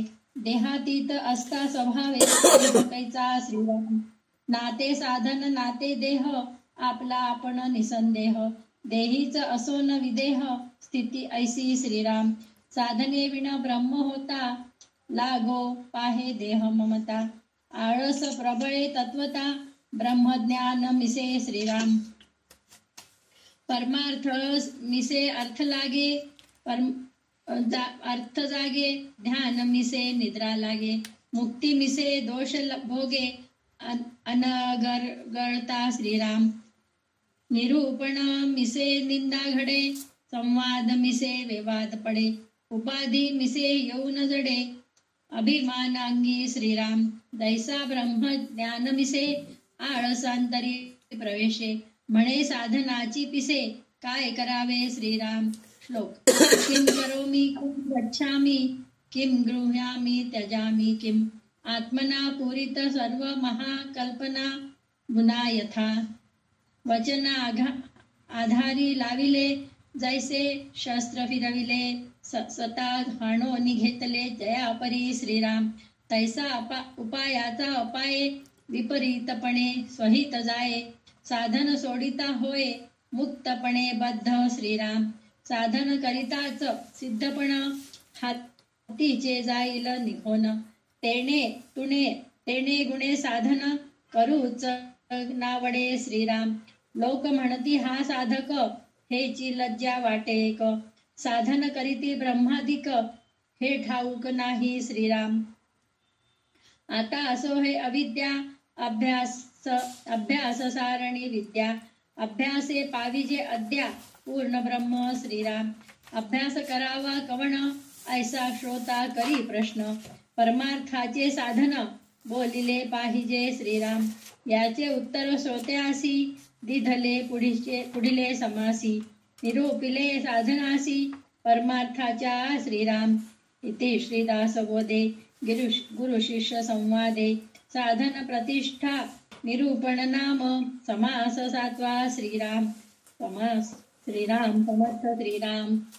तर आता इथे मी 5 ओवीचं तर सांगितलेलं आहे. म्हणजे ब्रह्मस्वरूपामध्ये कल्पनेला स्थान नाही म्हणून म्हटलं ना. तर वर सांगितल्याप्रमाणे जर संकल्प होऊ लागला तर कल्पना तेथे येऊन उभी राहते. म्हणून तिचा शोध करून तिच्यावर लक्ष ठेवून तो जो तिला नाहीसा करतो तो खरा साधू आहे. आणि ते साधू कसा असतो. मीपणा वाचून साधना करणारा जो असतो तो साधू आहे. म्हणजे मीपणाचा जो म्हणून तर मीपणाचा म्हणजे शीतोष्ण मान अपमान शत्रू मित्र हे सगळं त्याच्यामध्ये द्वंद्व राहत नाही. हे माझे आपले आहेत हे दुसरे आहेत. थंडी ऊन पाऊस याची त्याला काळजी नसते. किंवा शत्रू आहे मित्र आहे याचं नसतं. मान अपमान मला मान मिळाला. आता काय संध्याताई छान रोज दासबोध सांगतायत. त्यांचे इतके व्हिडिओ हे झालेत आणि किती सबस्क्राईब झालेत. हे सगळं जर माझं सगळं तारीफ करू लागले तर मान एकदम माझं अहंकाराने उभं राहतो. आणि तेच काहीतरी सांगतात ते ह्याच्यापेक्षा ते दुसरे लोक सांगितलेलं खूप छान आहे. संध्याताई सांगितलेलं तेवढं छान नाहीये असं जर म्हणलं की लगेच मला दुःख होतं. तरी ह्या सुखदुःखामधून मान अपमानातून आपण बाहेर येऊन साधना करू लागलो. कोणी काही म्हणू दे माझं कर्तव्य मी करतेय. आता उदाहरण कालचीच गोष्ट आहे.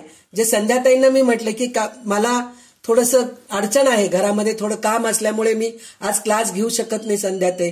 पण क्लास तुम्ही ललिता सहस्रनामचा क्लास घेतलात तर मी रेकॉर्डिंग करू शकत नाही. तर तुम्ही रेकॉर्डिंग न करता घेता का हो क्लास. तुम्ही ते पटकन विचार न करता नाही हो मी घेते.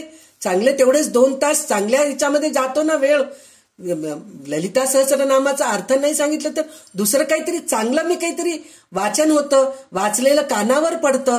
हे विचार येणं जे असतं ना ते खरं साधना आहे. ती 2 तास आपण 3 ते 5 बसणार आहोत तर तिथं मी ललिता सहस्रनामच सांगते मी दासबोधच सांगते. मी दुसऱ्यांचं बोललेलं ऐकणार नाही, मीच बोलते, दुसरे काही बोललेलं मी ऐकणार नाही, ही वृत्ती नाहीये आपल्यामध्ये. आपल्या ह्या ग्रुपमध्ये कोणाचीच ती वृत्ती नाहीये. म्हणजे आपण साधनेला पुढे जातोय.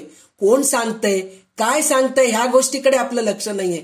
आपल्याला चांगल्या गोष्टी कानावर पडतायत, आपण चांगल्या गोष्टी ऐकतोय, ह्याच्यासाठी आपण हे क्लास जॉईन करतोय. पुण्याचे लोक म्हणतात, हा बेंगलोरच्या संध्याताईचं आम्हाला ऐकावं वाटत नाही, आम्ही ते क्लास जॉईन करत नाहीत म्हणून पुण्याचे लोक न येता राहत नाहीत, असं होत नाही.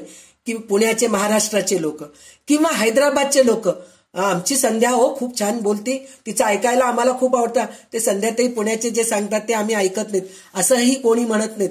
कोणी भारतीताई छान सांगतायत, आपले रेखाताई भावे ते सुद्धा चांगलं बोलतायत. म्हणजे प्रत्येकाची ऐकायची तयारी आहे. म्हणजे ह्यालाच साधना म्हणतात. साधना साधना साधना म्हणून म्हणतो आपण. साधना म्हणजे काय? म्हणजे प्रत्येकाचं नाम जप करत बसलो, ती एक साधना आहे, ती एक उपासना आहे. म्हणजे मी एक माळ ओढले किंवा 108 माळ ओढले किंवा 10 माळ ओढले, 11 माळ ओढले, म्हणजे ही साधना. असं साधना नाहीये. चांगल्या गोष्टी ऐकतोय आम्ही, कोणीही सांगू दे, आमची ऐकायची तयारी आहे, ह्याला खरं साधना म्हणतो आपण. तर हे साधना आहे. तर ह्या साधनेमध्ये आपण काय असतं, आपण साधना करत गेलो तर त्याच्यामध्ये काय होते, अविद्येच्या छायाखाली जोपर्यंत जीव वावरतो तोपर्यंत त्याचा मनाचे व्यापार म्हणजे स्मृती, लक्ष, विचार, भावना, कल्पना अकुंचित मीपणात केंद्रित असतात. म्हणजे हे साधना करत नाहीत, त्यांचं सगळं हे अकुंचित असतात. या कारणाने ब्रह्मस्वरूप जाणण्यास ते कुचकामे ठरतात. इतकेच नव्हे तर ते ब्रह्माचे विपरीत ज्ञान निर्माण करतात. म्हणजे ज्यांना आता हे सगळ्या गोष्टी सांगितलेलं ऐकत नाहीत, लक्ष देत नाहीत, माहीत नसतं, पण मोठ्या मोठ्या गोष्टी बोलत असतात, ते कुचकामी म्हणल्यासारखं आहेत. आणि त्याचं ज्ञान पण विपरीत काहीतरी होऊन जातं. परंतु जीव जेव्हा ब्रह्मकेंद्रित बनतो तेव्हा तेच मनाचा व्यापार विद्येच्या छायाखाली कार्य करतो. म्हणजे जीव जेव्हा म्हणजे आपलं जीव, आपण जेव्हा ब्रह्मकेंद्रित होतो, म्हणजे ब्रह्म काय हे आपण जाणून घेण्याचा प्रयत्न करतो, तेव्हा तेच मनाचा व्यापार विद्येच्या छायेखाली राहू शकतो. म्हणजे चांगल्या लोकांच्या सत्संगामध्ये राहतो, विद्येच्या छायाखाली राहतो. म्हणजे विद्या एक झाड आहे, त्या झाडाखाली मी बसतो, विद्या झाड कोणती हे असं नाहीये. तर विद्येच्या छायाखाली म्हणजे सत्संगामध्ये राहणं, संत संघांच्या सहवासात राहणं, तर त्याच्या खाली कार्य करू लागतात. ब्रह्माशी साक्षात स्पर्शक होऊन त्यांना विशालता येऊ लागते. म्हणजे आता आपल्याच ग्रुपमध्ये बरेच लोक, नाही हो आम्ही गीता ऐकल्यापासून, ललिता सहस्रनामचा अर्थ ऐकल्यापासून, दासबोध, ज्ञानेश्वरी हे सगळं ऐकल्यापासून आमच्या स्वभावामध्ये खूप बदल आले हो. आम्ही समोरच्या माणसाला क्षमा करायची वृत्ती झाली आहे, राग येणं कमी झालंय आमच्यामध्ये, खरंच खूप फरक झाले. हे सगळे आपल्यामध्ये गुण यायला लागतात. मग नंतर काय होतं, म्हणजे विशाल होतं आपलं, बुद्धी विशालता येऊ लागते. विचार करता करता मी विचार करतो ही द्वैताची अवस्था जाते. आता आपण हे सांगायला लागलोत म्हणजे आपण अजून तेवढ्या विशालतेमध्ये गेलेले नाहोत, माझ्यामध्ये हे आलं म्हणून. पण नंतर काय होतं म्हणजे ते सांगायचं पण आपण सोडून देतो. आपल्याला स्वतःलाच कळतं, लोकांनाच कळतं की ह्या बाईमध्ये पहिल्यापेक्षा आता किती चेंजेस आली आहे, किती तिच्यामध्ये विशालता आली आहे, किती एकदम शांत झाली आहे ती. पहिले काय पटकन राग येत होतं, पटकन उत्तर द्यायची ती, आता किती छान वागतीये, असं ते तेव्हा सगळं कळतं. म्हणजे त्याच्यामधून द्वैताची अवस्था जाते आणि मी स्वरूपात विलीन होऊन विचार मात्र चालतो. कल्पनेचे असेच घडते, साधनाचे पण असेच घडते. या अवस्थेमध्ये प्रतिभा जागी होऊन साक्षात्काराची पूर्वतयारी सिद्ध होते. म्हणजे साधना करत गेलो तर आपल्याला सिद्धता प्राप्त होते म्हणून आपल्याला सांगतायत. तर त्याच्यामध्ये पण ते सिद्धता प्राप्त झाल्यानंतर आपण त्याच्यामध्ये अहंकारामध्ये राहू नये. सिद्धता प्राप्त होते म्हणजे लोक आपल्याला सगळं, खरंच तुझ्यामध्ये खूप चेंजेस आलं बरं का, पहिले किती छान कशी होतीस तू, आता तुझ्यामध्ये चेंज झालंय, असं सगळे जण म्हणून लागले की आपल्याला अहंकार येऊन पुन्हा आपण मागे जातो, खेचलं जातो, आपण मागे खेचले जातो. तर ते न करता, तर ह्याचं उदाहरण कसं, म्हणजे जो माणूस सिद्ध होतो, साधना करून करून सिद्ध होतो, त्याची कामे कसे होतात हे आपल्याला एक मोठं उदाहरण म्हणलं तर राजा होण्यासाठी म्हणून पहिल्या काळामध्ये राजाचा मुलगा राजपुत्र जो असतो त्याला राजा बनवायचे. त्याचं कारण काय? तो त्या राजांच्या सहवासामध्ये राहायचा, त्या राजाचे चांगले गुण सगळे तो ग्रहण करायचा आणि त्या घराण्यात राहिल्यामुळे त्याचे गुण पण तसे बनायचे, संस्कार त्याला तसे राहायचे, म्हणून तो राज्यपदावर बसायचा. आणि राज्यपदावर बसल्यानंतर तो काही काम करतो का हो राजा? एकही काम करत नाही. पण त्याच्या नजरेखाली, त्याच्या अधिकारामध्ये प्रधानमंत्री, मंत्री जे असतात, पुष्कळ लोक काम करणारे असतात, ते सगळं आपापले काम करत असतात, पण स्वतः राजा काही करत नाही. त्याचप्रमाणे जे खरं साधना करून सिद्ध झालेले असतात ते कधी मी सिद्ध झालो म्हणून सांगत नसतात त्यांच्या सगळ्या डोळ्यात. आणि त्याचं सगळ्यात मोठं उदाहरण हे राजाचं तर आहेच आहे, पण आता हे संत सद्गुरूंचे, गजानन महाराजांचं शेगाव गावी मठ आहे, रामदास स्वामींचं सज्जनगडावर आहे, गोंदवले महाराजांचं ह्याच्यामध्ये आहे, आपल्या गोंदवलेमध्ये आहे. असे कितीतरी मठ आहेत. अक्कलकोट स्वामी महाराजांचं आहे. असे कितीतरी मठ आहेत. स्वतः तिथं नाहीयेत, कोण स्वामी तिथं नाहीयेत, पण त्यांनी जे कार्य केलेले आहेत, त्यांनी तिथं जे काही म्हणजे साधना केलेले आहेत, त्यांनी जे शिष्य निर्माण केलेले आहेत, ह्याच्यातून केवढे मोठे मोठे कार्य होऊ लागलेत. अन्नदान होत असतं. आता मला एक अभिमानाने सांगावं असं वाटतंय, आमचे सद्गुरू स्वतः वाकनीस काका हे ते असताना मोठे मोठे यात्रा काढायचे. गिरनारचं आम्ही चढून गेलेले आहोत, किंवा नर्मदा परिक्रमा झालेले आहेत. असे किती, कर्दळी सगळ्यात अवघड म्हणजे कर्दळीवनला आम्ही 5दा जाऊन आलो. आता हे माझा अहंकारच आहे मी सांगणं, माझे सद्गुरूंच्या बरोबर मी 5दा जाऊन आले, हे अहंकाराने सांगायचं म्हणून असं नाहीये, पण मला त्यांच्याबद्दल सांगायचंय म्हणून मी हे बोलतीये. म्हणजे असं त्यांच्या नजरेखाली आमचं सगळं काही यात्रा झालेले. ते जाऊन फक्त 3च महिने झालेत, पण त्यांचे शिष्य अमोल गाडगीळ म्हणून आहे, तर तो त्यांच्या हाताखाली सारखं राहायचा आणि त्यांच्याकडून बऱ्याचशा गोष्टी शिकलेला. तो स्वतः आता यात्रा महाकुंभमेळ्याचा यात्रा काढतोय. म्हणजे विचार करा तुम्ही, असे शिष्य बनतात, साधनेतून सिद्ध जे बनतात त्या सिद्धांकडून असे शिष्य बनतात. तर असं आपल्याला सिद्ध व्हायचं आहे साधना करून. असं आपल्याला हे सगळं साधनेतूनच आपल्याला हे होतं. तर त्याच्यामध्ये अजून एक गोष्ट काय सांगितलेली आहे त्यांनी, साधना केले तर हा सिद्ध नाही, हा साधक आहे असे लोक म्हणतील. त्या म्हणण्याची फार लाज वाटते, पण याला हे माहीत नसते की ब्रह्मादिक देव देखील साधन करत असतात.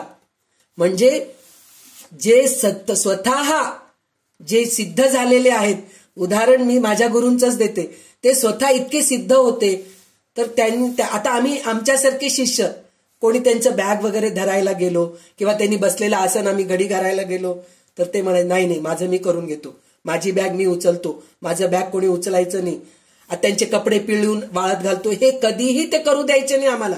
मी म्हणजे स्त्री म्हणून. पण छोटे छोटे मुलं 25-26 वर्षाचे मुलं सुद्धा, काका द्या ना काका तुमचे पायजामा पिळून आम्ही वाळत टाकतो, नाही माझं काम मला करू दे, असं. म्हणजे ते साधना म्हणजे मी एक उदाहरण म्हणून सांगतेय. म्हणजे कपडे म्हणजे त्यांचं काम त्यांनी कोणाला दुसऱ्यांना सांगत नव्हते, स्वतः सगळं करायचे. आणि कितीही थंडी राहू दे, कितीही ऊन राहू दे, कितीही पाऊस राहू दे, औषधं द्यायचे. कितीही लोक यायचे त्यांना औषधं द्यायचे. आणि कसल्याही प्रवासात राहू दे, गाडीमध्ये जर आम्ही सकाळी पहाटे 4 वाजता बसलेले असो, तर वरच्या ह्याच्यावर जायचे, आपलं काय म्हणतात हे असतं ना, सीट असतं ना, त्या वरच्या सीटवर बसून ध्यान करायचे. आसन तेवढ्या जागेमध्येच ते आसन करून घ्यायचे. म्हणजे तिथं जेवढे जमतील तेवढे आसन तिथं करून घ्यायचे. म्हणजे आज गाडीत बसलो, काय करायचं, गाडी हलतीये, मला काय ध्यान होणार आहे, मी काय करू, असं कधी करायचे नाही. बसमध्ये बसलं तरी बसल्या ठिकाणी ध्यान करायचे. आसन करू शकत नाही तर आसन करायचे, तितकं वेळ ध्यान, त्यावेळेस बोलायचं नाही. म्हणजे ती वेळ फक्त साधनेसाठीच आहे असं त्यांचं राहायचं. म्हणजे ह्याला साधना म्हणतात. म्हणजे ब्रह्मादिक देव देखील साधन करतात. आतापर्यंत सांगितलेले ते सगळे देहबुद्धीचे किंवा अविद्येचे चित्र आहेत. जो अभ्यास करतो त्याच्याच मागे विद्या जाते. म्हणजे अभ्यास करणं हेच सगळ्यात मोठं साधन आहे म्हणून सांगितलेलं आहे. तर ह्याच्यामध्ये आपल्याला भगवंतानी भगवद्गीतेमध्ये मी 12वा अध्याय आज हातामध्ये घेतलेली आहे, कारण त्याच्यामध्ये बरेच गोष्टी ह्याच्यामध्ये साधनेच्या ह्याच्यामध्ये येत आहे म्हणून घेतलेलं आहे. तर त्याच्यामध्ये मय्येव मन आधस्व मयी बुद्धी निवेशय निवशिष्यसि मय्येव अत ऊर्ध्वर्ण संशय अथ चित्तम समाधातुम न शक्नोषि मयि स्थिरम अभ्यास योगेन ततो मामिच्छाप्तुम धनंजय म्हणून सांगितलं. तर माझ्यातच मन ठेव, माझ्या ठिकाणीच बुद्धी स्थापन कर, म्हणजे मग तू माझ्यातच राहशील, यात मुळीच शंका नाही. म्हणजे हे साधन आहे, माझ्यातच तू राह म्हणून म्हणलं तर फक्त देवाचं चिंतन करायचं, दुसऱ्यांचं. आता मी सांगतेय, फक्त दासबोध सांगतेय तेवढं ऐकायचं, त्याच्याबद्दल विचार करायचं.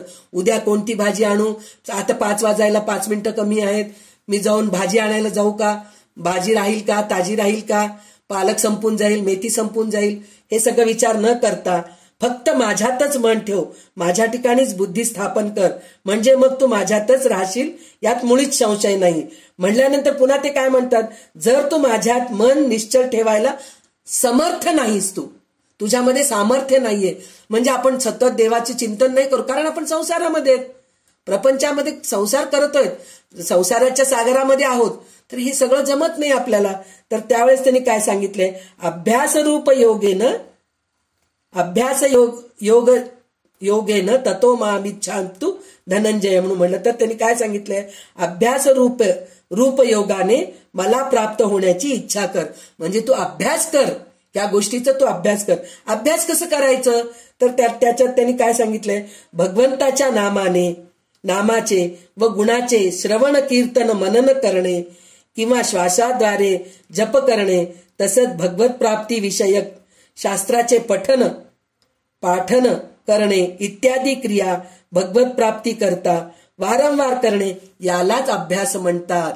म्हणजे अभ्यास करणं म्हणजे काय हो, म्हणून हे आहे की भगवंताचं नामगुणाचं श्रवण कीर्तन मनन करत राहावं, म्हणजे नामस्मरण करावं, कीर्तन करावं, म्हणजे दुसऱ्यांना सांगावं, आणि नामस्मरण करावं, श्रवण करावं, दुसरे सांगितलेलं ऐकावं, हे सतत करणं.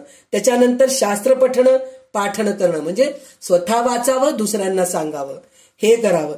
नंतर हे करणं, सतत करणं, त्याला अभ्यास म्हणतात. म्हणूनच तेव्हा कुठं आपल्याला भगवंताची प्राप्ती होते, परब्रह्म मिळतं.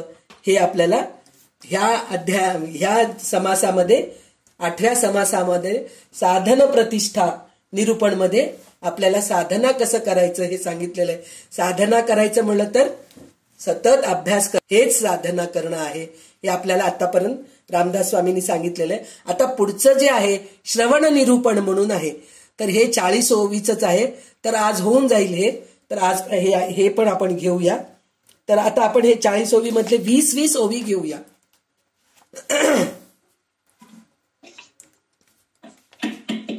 दशक 7वा समास 8वा. श्रवण निरूपण श्रीराम. समर्थ श्रीराम. ऐका परमार्थाचे साधन, जेणे होय समाधान, ते तू जाण गा श्रवण निश्चयसी श्रीराम. श्रवणे आतुरते भक्ती, श्रवणे उद्भवे विरक्ती, श्रवणे तुटे आसक्ती विषयांची श्रीराम. श्रवणे घडे चित्तशुद्धी, श्रवणे होय दृढ बुद्धी, श्रवणे तुटे उपाधी अभिमानाची श्रीराम. श्रवणे निश्चय घडे, श्रवणे ममता मोडे, श्रवणे अंतरी घडे समाधान श्रीराम. रेखाताई काय खरं बाबा,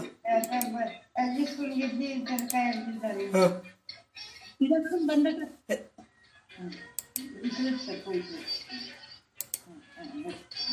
रेखाताई तुमचा फोन म्यूट करा.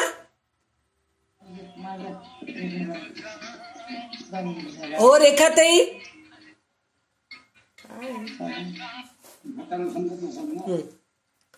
वाच.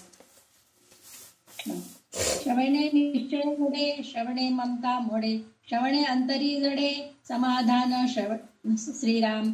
श्रवणे आशंका फिटे, श्रवणे संशय तुटे, श्रवण होता पालटे पूर्वगुण आपुला श्रीराम. श्रवणे आवरे मन, श्रवणे घडे समाधान. श्रवणे तुटे बंधन, देह बुद्धीचे श्रीराम. श्रवणे मी पण जाये, श्रवणे धोका न ये. श्रवणे नाना उपाये, भस्म होती श्रीराम. श्रवणे होय कार्यसिद्धी, श्रवणे लागे समाधी. श्रवणे घडे सर्व सिद्धी, समाधानासी श्रीराम. सत्संगावरी श्रवण, तेणे कळे निरूपण. श्रवणे होई जे आपण, तदाकार श्रीराम. श्रवणे प्रबोध वाढे, श्रवणे प्रज्ञा चढे. श्रवणे विषयांचे ओढे, तुटो न जाती श्रीराम. श्रवणे विचार कळे, श्रवणे ज्ञान प्रबळे. श्रवणे वस्तू निवळे, साधकाशी श्रीराम. श्रवणे सद्बुद्धी लागे, श्रवणे विवेके जागे. श्रवणे मन हे मागे, भगवंतासी श्रीराम. श्रवणे कुसंग तुटे, श्रवणे काम बोहटे. श्रवणे धोका आटे, ये कसरा श्रीराम. श्रवणे मोह नासे, श्रवणे स्फूर्ती प्रकाशे. श्रवणे सदस्तु भासे, निश्चयात्मक श्रीराम.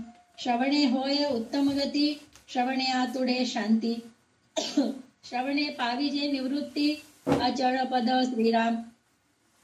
श्रवणा ऐसे सार नाही, श्रवणे घडे सर्व काही. भवनदीचा प्रवाही, तरुणोपाव श्रवणे श्रीराम. श्रवण भजनाचा आरंभ, श्रवण सर्वारंभ.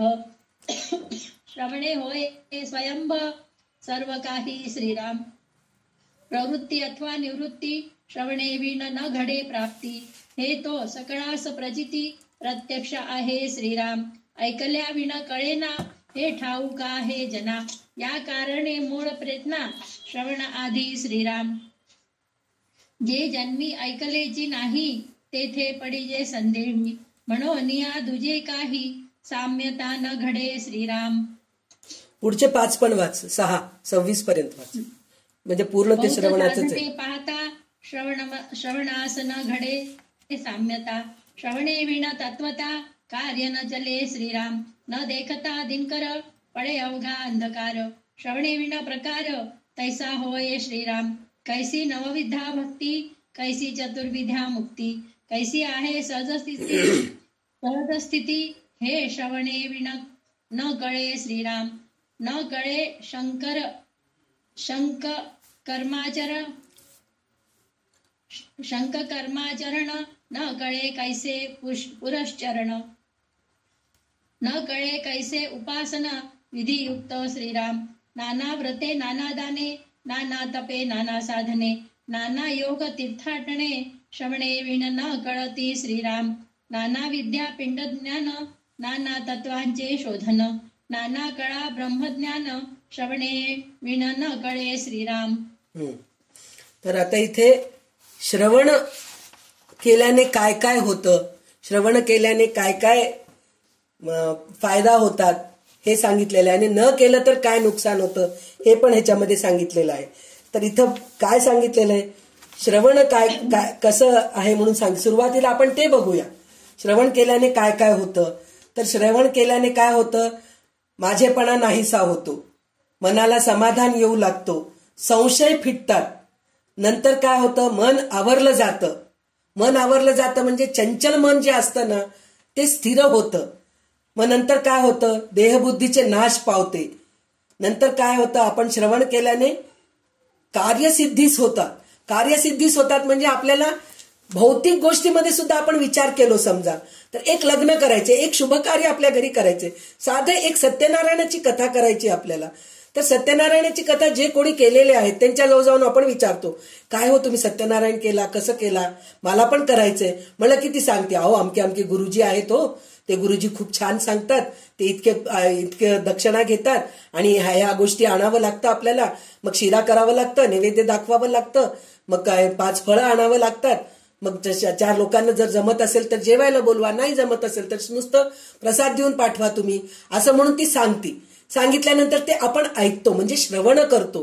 केल्यानंतर मग आपलं कार्यसिद्धीच होते, म्हणजे त्याप्रमाणे आपण कर्म करायला सुरू करतो. म्हणजे आपण ऐकलं तर कार्यसिद्धी होते, म्हणजे आपल्याला कार्य कसं करता येतं हे कळतं. त्याच्यानंतर काय होतं, आत्मानात्म विवेक कळू लागतं. म्हणजे विवेकाने आपण वागू लागतो. म्हणजे कोणचं चांगलं आहे कोणचं वाईट आहे हे आपल्याला कळतं. नंतर ज्ञान वाढते.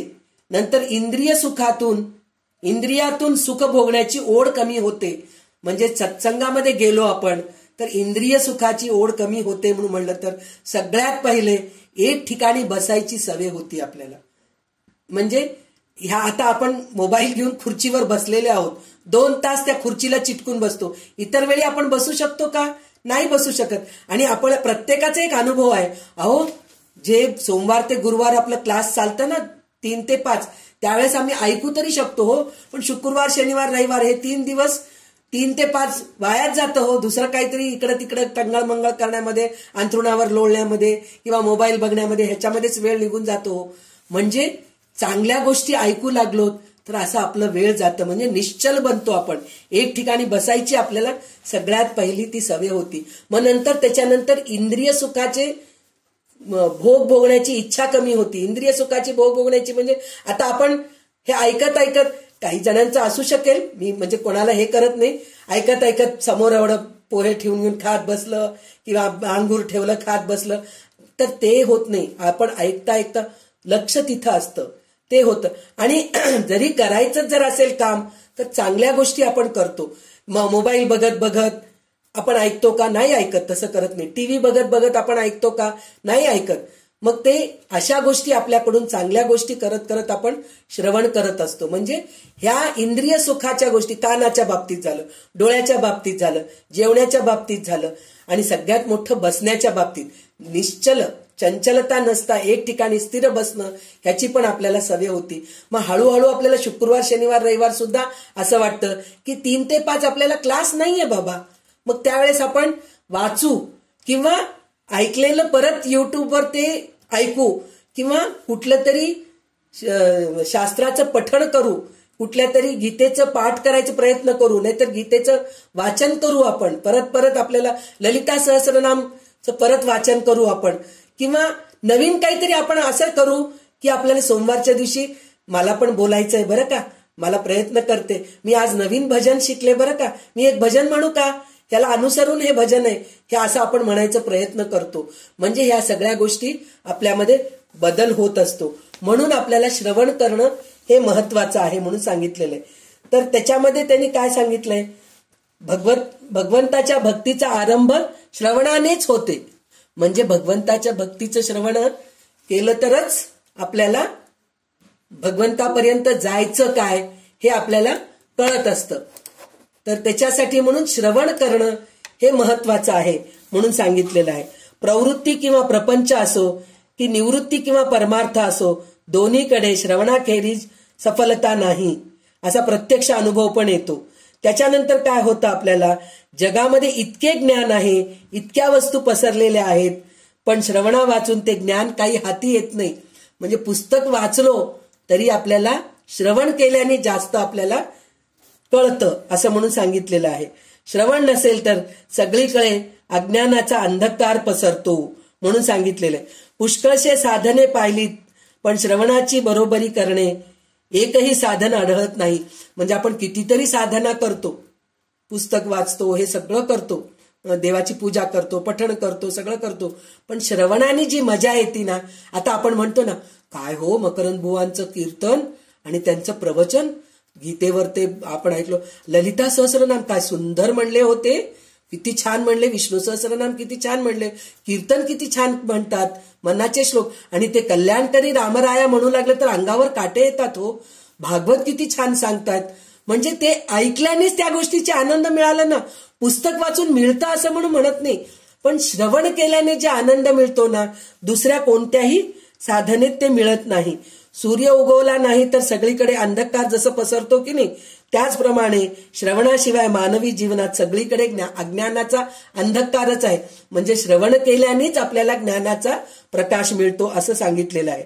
तर त्याच्यामध्ये आता त्यांनी पुनश्चरण कसं करावे, उपासना कसं करावे, 6 प्रकारची कर्म, कोणचे कर्म येते, अध्ययन, अध्यापन, यजन, याजन, दान, प्रतिग्रह म्हणून सांगितलंय. अध्ययन म्हणजे अभ्यास करणं, अध्यापन म्हणजे शिकवणं, यजन म्हणजे पूजा करणं, याजन म्हणजे पण पूजा हे करणं. हे सगळं आपल्याला कळायला लागतं. त्याच्यानंतर 4 प्रकारचे मुक्ती कोणते? सायुज्य मुक्ती, सरोपता, सलोकता, हे सगळे 4 मुक्ती जे आहेत ना, ते काय आहे ते श्रवण केल्यानेच मिळतं म्हणून सांगितलंय त्यांनी. पुनश्चरण कसं करावं हे ते आपल्याला ते श्रवणानेच मिळते. नाना प्रकारची व्रत कसं करतो आपण, दान कसं करतो, तप कसं करतो, साधना कसं करतो, तीर्थाटन. आता उषा म्हणली मी जातीये ग महाकुंभमेळ्याला, तिला कसं कळालं? तिची मैत्रीण फोन करून सांगितली, ती कानाने ऐकली म्हणूनच कळालं ना. त्या ऐकल्यामुळे आपल्याला ते महाकुंभमेळ्याला जायचं कळालं. मग महाकुंभमेळ्याला जाण्यासाठी म्हणून किती पैसे भरावं लागतं, काय करावं लागतं, हे दुसऱ्यांनी आपल्या कानावर घातले. श्रवण केल्यानेच आपल्याला ह्या सगळ्या गोष्टी कळाल्या की नाही.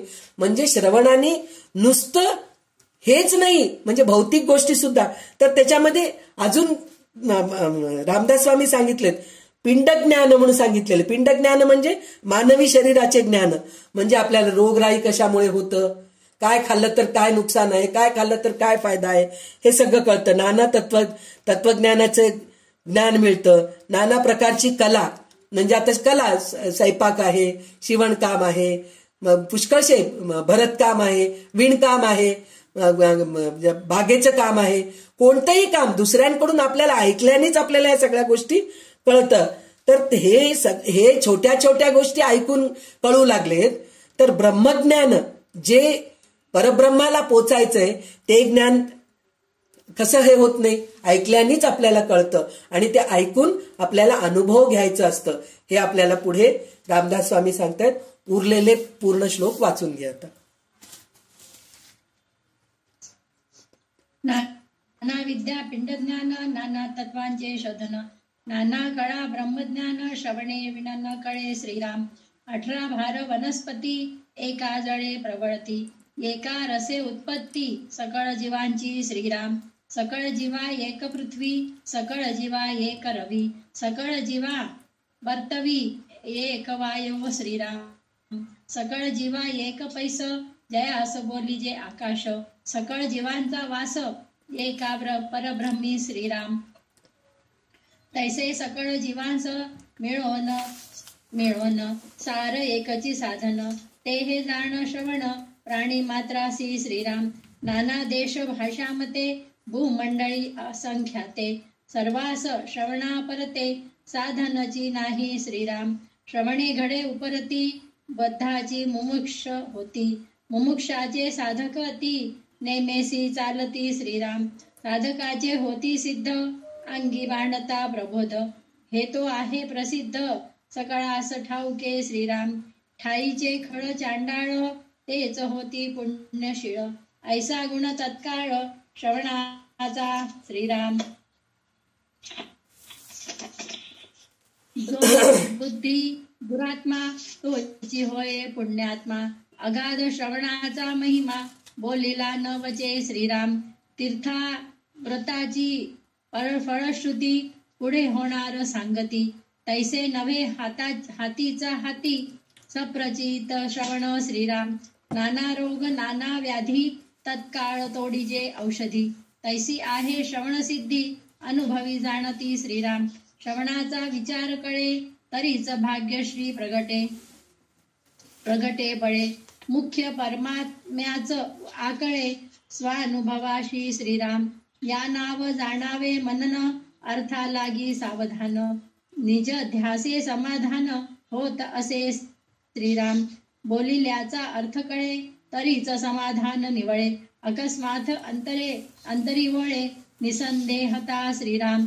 जेथे नाही श्रवण मनन, तेथे कैचे समाधान, मुक्तपणाचे बंधन, जडले पायी श्रीराम. मुमुक्ष साधक अथवा सिद्ध, श्रवणे विणतो अबद्ध, श्रवण मनने शुद्ध, चित्तवृत्ती होय श्रीराम. जेथे नाही नित्य श्रवण, ते जाणावे विलक्षण, तेथे साधके एक क्षण, क्रमू नये सर्वथा श्रीराम. जेथे काही श्रवण स्वार्थ, तेथे कैचा हो परमार्थ, मागे केले तुके व्यर्थ, श्रवणे विण होय श्रीराम. तस्मात श्रवण करावे, साधन मनी धरावे, नित्य मे तरावे संसार सागरी श्रीराम. सेविलेच सेवावे अन्न, घेतलेची घ्यावे जीवन. तैसे श्रवण मनन, केलेची करावे श्रीराम. श्रवणाचा अनादर, आळसे करी जो नर. त्याचा होय अपहार, संहित विषयी श्रीराम. आळसाचे संरक्षण, परमार्थाची बुडवण. या कारणे श्रवण केलेची पाहिजे श्रीराम. आता श्रवण कैसे करावे, कोण्या पथास पहावे. पुढील समासी आघवे, सांगिजेल श्रीराम. इथे श्री दासबोधे गुरु शिष्य संवादे. श्रवण निरूपण नाम समास 8वा. श्रीराम समर्थ. श्रीराम. तर आता ह्याच्यामध्ये त्यांनी सांगितलेलं आहे ना, तर साधना हे चुकवू नका तुम्ही, कुठल्याही परिस्थितीत चुकवायचं नाहीये. म्हणजे मी सिद्ध झालो, मी साधना करत नाही असं म्हणून चालत नाही. तर आता ह्याच्यामध्ये काय सांगितलेलं आहे, हे साधनासारखं, अभ्यासासारखं किंवा श्रवणासारखं जे हे आहे, साधना आहे, ते कोणतंच नाहीये. म्हणजे त्याचं उपमा केंद्री किती छान सांगितलेलं आहे पाहतेनी. तर सर्व प्रकारच्या वनस्पती एका पाण्याने वाढतात, सर्व जिवंत प्राणी एका रसापासून उत्पन्न होतात, सर्व जीव एकाच पृथ्वीवर जगतात, सर्वांना एकच सूर्यप्रकाश, म्हणजे पंचमहाभूतांचं उदाहरण दिलेलं आहे त्यांनी. तर त्यांनी सर्वांना एकच सूर्यप्रकाश देतो, सर्व जीवांना एकच वायू जिवंत ठेवतो, त्याच्याकडून हालचाल करवितो. ज्याला आकाश म्हणतात अशी ती विशाल पोकळी आहे, ती सगळ्या जीवांना एकच आहे. सगळ्या जीवांना परब्रह्म हे एकच वसती स्थान आहे. त्याचप्रमाणे सगळ्या जीवांना मिळून मुख्य सारभूत एकच साधन असं आहे की ते म्हणजे श्रवण आहे. म्हणजे किती छान म्हणजे उदाहरण दिलेलं आहे. कुठेतरी असं बघितलात का, डोंगरावर ते म्हणजे दगडावर ते झाड उगवलं नाही, पृथ्वीवरच सगळे, मातीमध्येच सगळं झाड उगवतात आणि पाण्यानेच झाडाची वाढ होते. आणि सगळ्यांना वारा एकच आहे. तुला वेगळा वारा मिळतो, मला घरामध्ये बसल्यानंतर एसीचं वारा वेगळा आहे, खैतान फॅनचं वेगळं फॅन येत असेल, वारं येत असेल, किंवा उषा, नाव वेगळे असतील साधनांचे, पण वारं एकच आहे आपल्याला. ह्या फॅन मधून असं वारं येतं, त्या फॅन मधून तसं वारं येतं असं नसतं. वारं एकच आहे. म्हणजे वारा जसं एकच आहे. आकाश कुठेही गेलं, आपण कुठल्याही पृथ्वीवरच्या कुठल्याही देशात जा, कुठल्याही परदेशी जा, कुठेही जा, एकच आकाश दिसतं आपल्याला. म्हणजे तसं आकाश म्हणा, पृथ्वी म्हणा, पाणी म्हणा, अग्नी म्हणा. अग्नी सुद्धा, अग्नीला हात लावलं मला थंड लागला असं कोणी म्हणतं का? कोणीच म्हणत नाही. अग्नी गरमच आहे. सूर्य एकच आहे, सूर्याचाच प्रकाश आपल्याला मिळतो सगळ्यांना, एकच सूर्य आहे. त्याचप्रमाणे साधना जी आहे ना, म्हणजे कशाची साधना? श्रवण साधना. हेच सगळ्यात महत्वाचं आहे. म्हणजे त्याच्यासारखं श्रवणासारखं साधना कुठंच नाहीये असं म्हणून सांगितलेलं आहे. त्याच्यानंतर त्यांनी काय सांगितलंय, श्रवणाने अंतरंगामध्ये बदल घडून येतो, दृष्टीची दृष्टबुद्धी नाहीशी होते. तर हे दृष्टीची दृष्टबुद्धी नाहीशी होते ह्याचं आपल्याला कितीतरी उदाहरणं आहेत. एक उदाहरण तर सगळ्यात मोठं, वालीचा वाल्मिकी झाला. म्हणजे नारद मुनी विचारले त्याला की बाबा रे, तुझे जे मारून पैसा कमवतोयस ते सगळे तुझे बायका पोरं खातायत, पण तुझं पाप ते लोक घ्यायला तयार आहेत का म्हणून जाऊन विचारून ये म्हणून म्हणलं. तर तो जाऊन बायका पोरांना विचारून येतो. तर ते म्हणतात तुम्ही आणलेलं खातो आम्ही, पण तुमचं पाप आम्ही आमच्या वाटेला घेत नाही म्हणून म्हणल्यानंतर त्यावेळेस त्याची बुद्धी पालटती. बुद्धी पालटून तो चांगला होतो. आणि हे इथं चांगलं झालेलं आहे, पण तिथं शकुनी मामा दुर्योधनाला वाईट शिकवतो आणि त्याची बुद्धी भ्रष्ट होते. श्रीकृष्णाने अर्जुनाला गीता सांगितले म्हणून तो तरला गेला. म्हणजे श्रवणानेच, गीता ऐकल्यानेच त्याचं चांगलं झालं.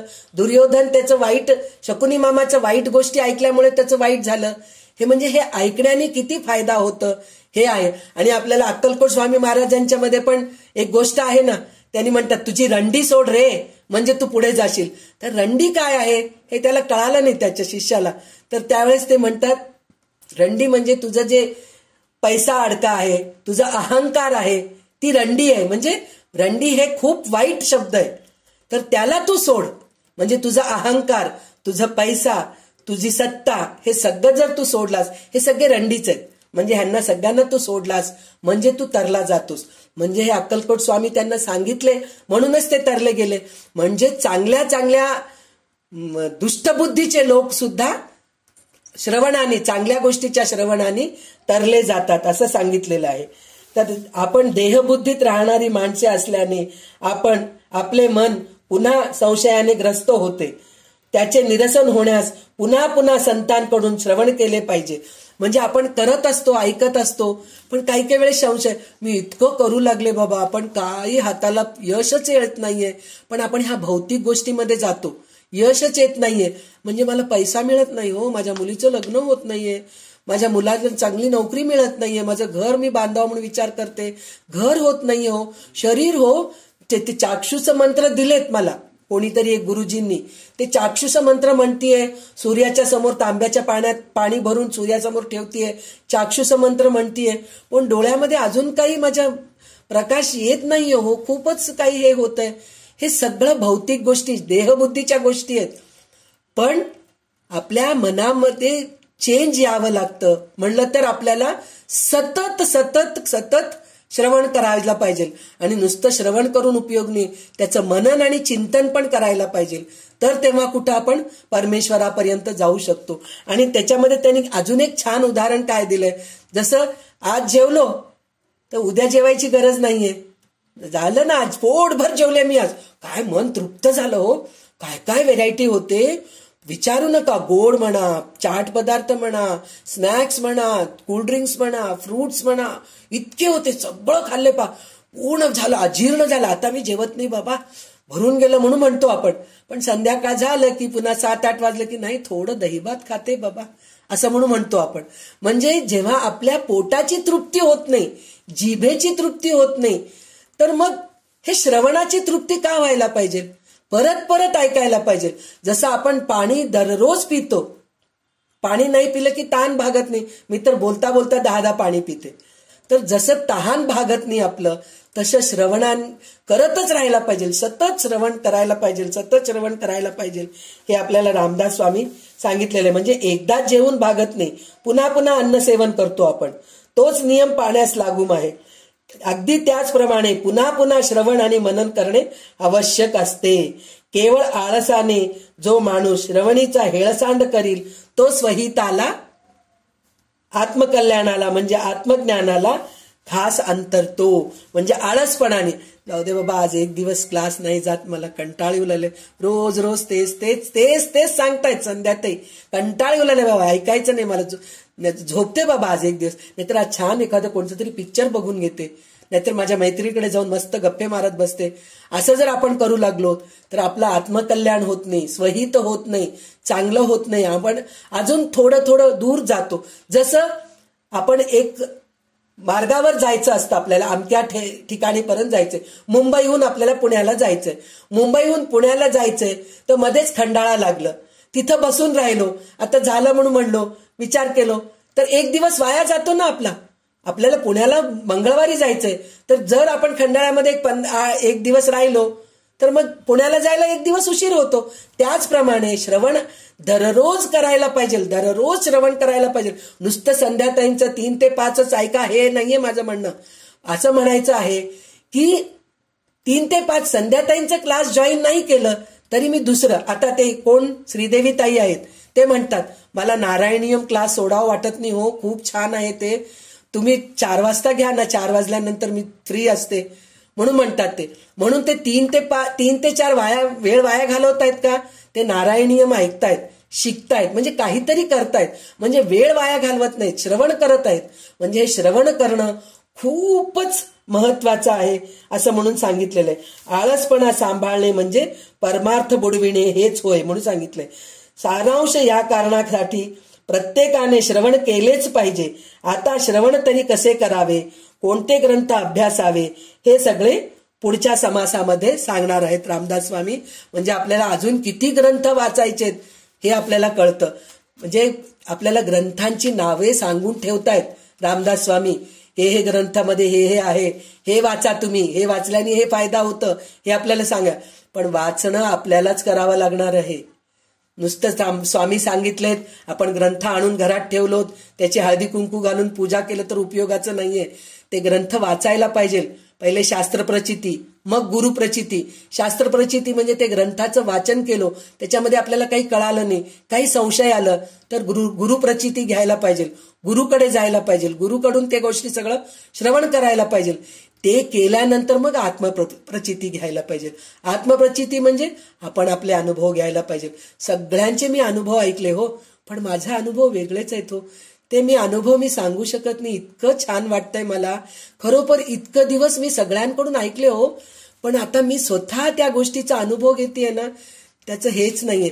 जसं आंबा, अहो ते हापूस आंबा आणवले हो, ते त्यांच्याकडे होते, ते लोक खाऊन म्हणले खूप छान आहे म्हणले, पण प्रत्यक्ष जेव्हा मी स्वतः हापूस आंबा खाल्ले ना, तेव्हा त्याची मला चव कळाली हो. तसं आपण आपलं अनुभवायला पाहिजे. तर हे आपल्याला श्रवणाने कळतं. श्रवण केल्याने आपल्याला काय अध्ययन करायचंय, काय अध्यापन करायचंय, हे सगळं आपल्याला कळतं. मग आपण ते करायला गेलो म्हणलं की मग आपल्याला चांगले चांगले अनुभव यायला लागतात.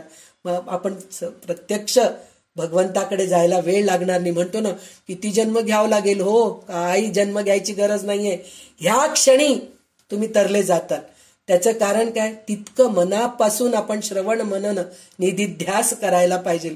श्रवण करून त्याचं मनन करायला पाहिजे, मग निधिध्यास करायला पाहिजे. म्हणजे निधिध्यास म्हणजे सतत त्याच्याबद्दल चिंतन करायचं. तेव्हा कुठं आपल्याला परमेश्वर प्राप्त होतो आणि परब्रह्म काय हे आपल्याला कळतं. आणि आज आपण हे परब्रह्म काय आहे, साधनेनी आणि श्रवणाने कसं आपल्याला प्राप्त होतं, हे आपण ह्या 2 समासामध्ये कळून घेतलो. पण ह्याच्याबद्दल आपण सुद्धा श्रवण तर झालेलं आहे, आता आपल्या कानामध्ये तर पडलेलं आहे, तर त्याचं मनन करायचं आहे, मग नंतर त्याचं निधिध्यास करायचं आहे. तर आज माझ्या मती, माझ्या बुद्धीला जेवढं कळालं, जेवढं मला सांगता येतं त्याप्रमाणे मी सांगू शकले. तर ह्याच्यामध्ये काहीतरी कमी असेलच, प्रश्नच नाहीये. त्याचं कारण काय, म्हणजे अभ्यासामध्ये कमी आहे, मी पण थोडीशी अज्ञानी आहेच आहे, प्रश्नच नाहीये. तर हे अज्ञान दूर करण्यासाठी मला आता असं वाटतंय की मी दासबोध सांगितले, खूप छान झालंय, मला सगळं समजलं. काही समजलेलं नाहीये, नुसतं मी बडबड करतेय. मला पण मनन करायचंय आणि निधिध्यास करायचंय. तेव्हा कुठं मला खरोखर मला अनुभव येईल. मला ब्रह्म कळेल मी म्हणणार नाहीये, मला पण थोडंसं काहीतरी अनुभव येईल. याचं मी प्रयत्न करेन. तुम्ही पण त्याच प्रयत्नात आहात, म्हणूनच तुम्ही रेग्युलरली न चुकता क्लास अटेंड करतात. हेच श्रवणाचं महत्व कळतंय. मग तुम्हाला हे महत्व कळालंय म्हणूनच तुम्ही क्लास कधीही मिस करत नाहीयेत. ह्याच्यासाठी मी तुमची खूप आभारी आहे. आणि आज इथंच थांबते. आणि जे काही आज चांगले शब्द माझ्या मुखातून निघालेत ते सगळं माझ्या सद्गुरूंच्या चरणी अर्पण करून आज मी इथंच थांबते. आता उषा देशमुख कल्याणकरी रामराया म्हणेल आणि आज आपण इथेच थांबूया. आज थोडं 5 मिनिटं उशीर झालाय, पण संपवायचं होतं म्हणून उशीर झालं तरी हरकत नाही. जय जय रघुवीर समर्थ. कल्याणकरी रामराया रामराया, कल्याणकरी रामराया. जनहित विवरी जनहित विवरी जनहित विवरी, कल्याणकरी रामराया. तळमळ तळमळ होतची आहे, होतची आहे, हे जनहाती धरी दयाळा. कल्याणकरी रामराया रामराया, कल्याणकरी रामराया. अपराधी जना सुखतची गेले, सुखतशी गेले, तुझी सावरी दयाळा. कल्याणकरी रामराया रामराया, कल्याणकरी रामराया. कठीण त्यावरी कठीणची झाले, कठीणची झाले, आता न दिसे उरी दयाळा. कल्याणकरी रामराया रामराया, कल्याण करी राम राया. कोठे जावे काय करावे काय करावे, आरंभिली बोहरी दयाळा. कल्याण करी राम राया राम राया, कल्याण करी राम राया. दास म्हणे आम्ही केले पावलो केले पावलो, दयेसी नाही सरी दयाळा. कल्याण करी राम राया राम राया, कल्याण करी राम राया. जनहित विवरी जनहित विवरी जनहित विवरी, कल्याण करी राम राया. सदा सर्वदा योग तुझा घडावा, तुझे कारणी देह माझा पडावा. पेक्षू नको गुणवंता अनंता, प्रभू नायका मागणी हेची आता. जय जय रघुवीर समर्थ. जय जय रघुवीर समर्थ.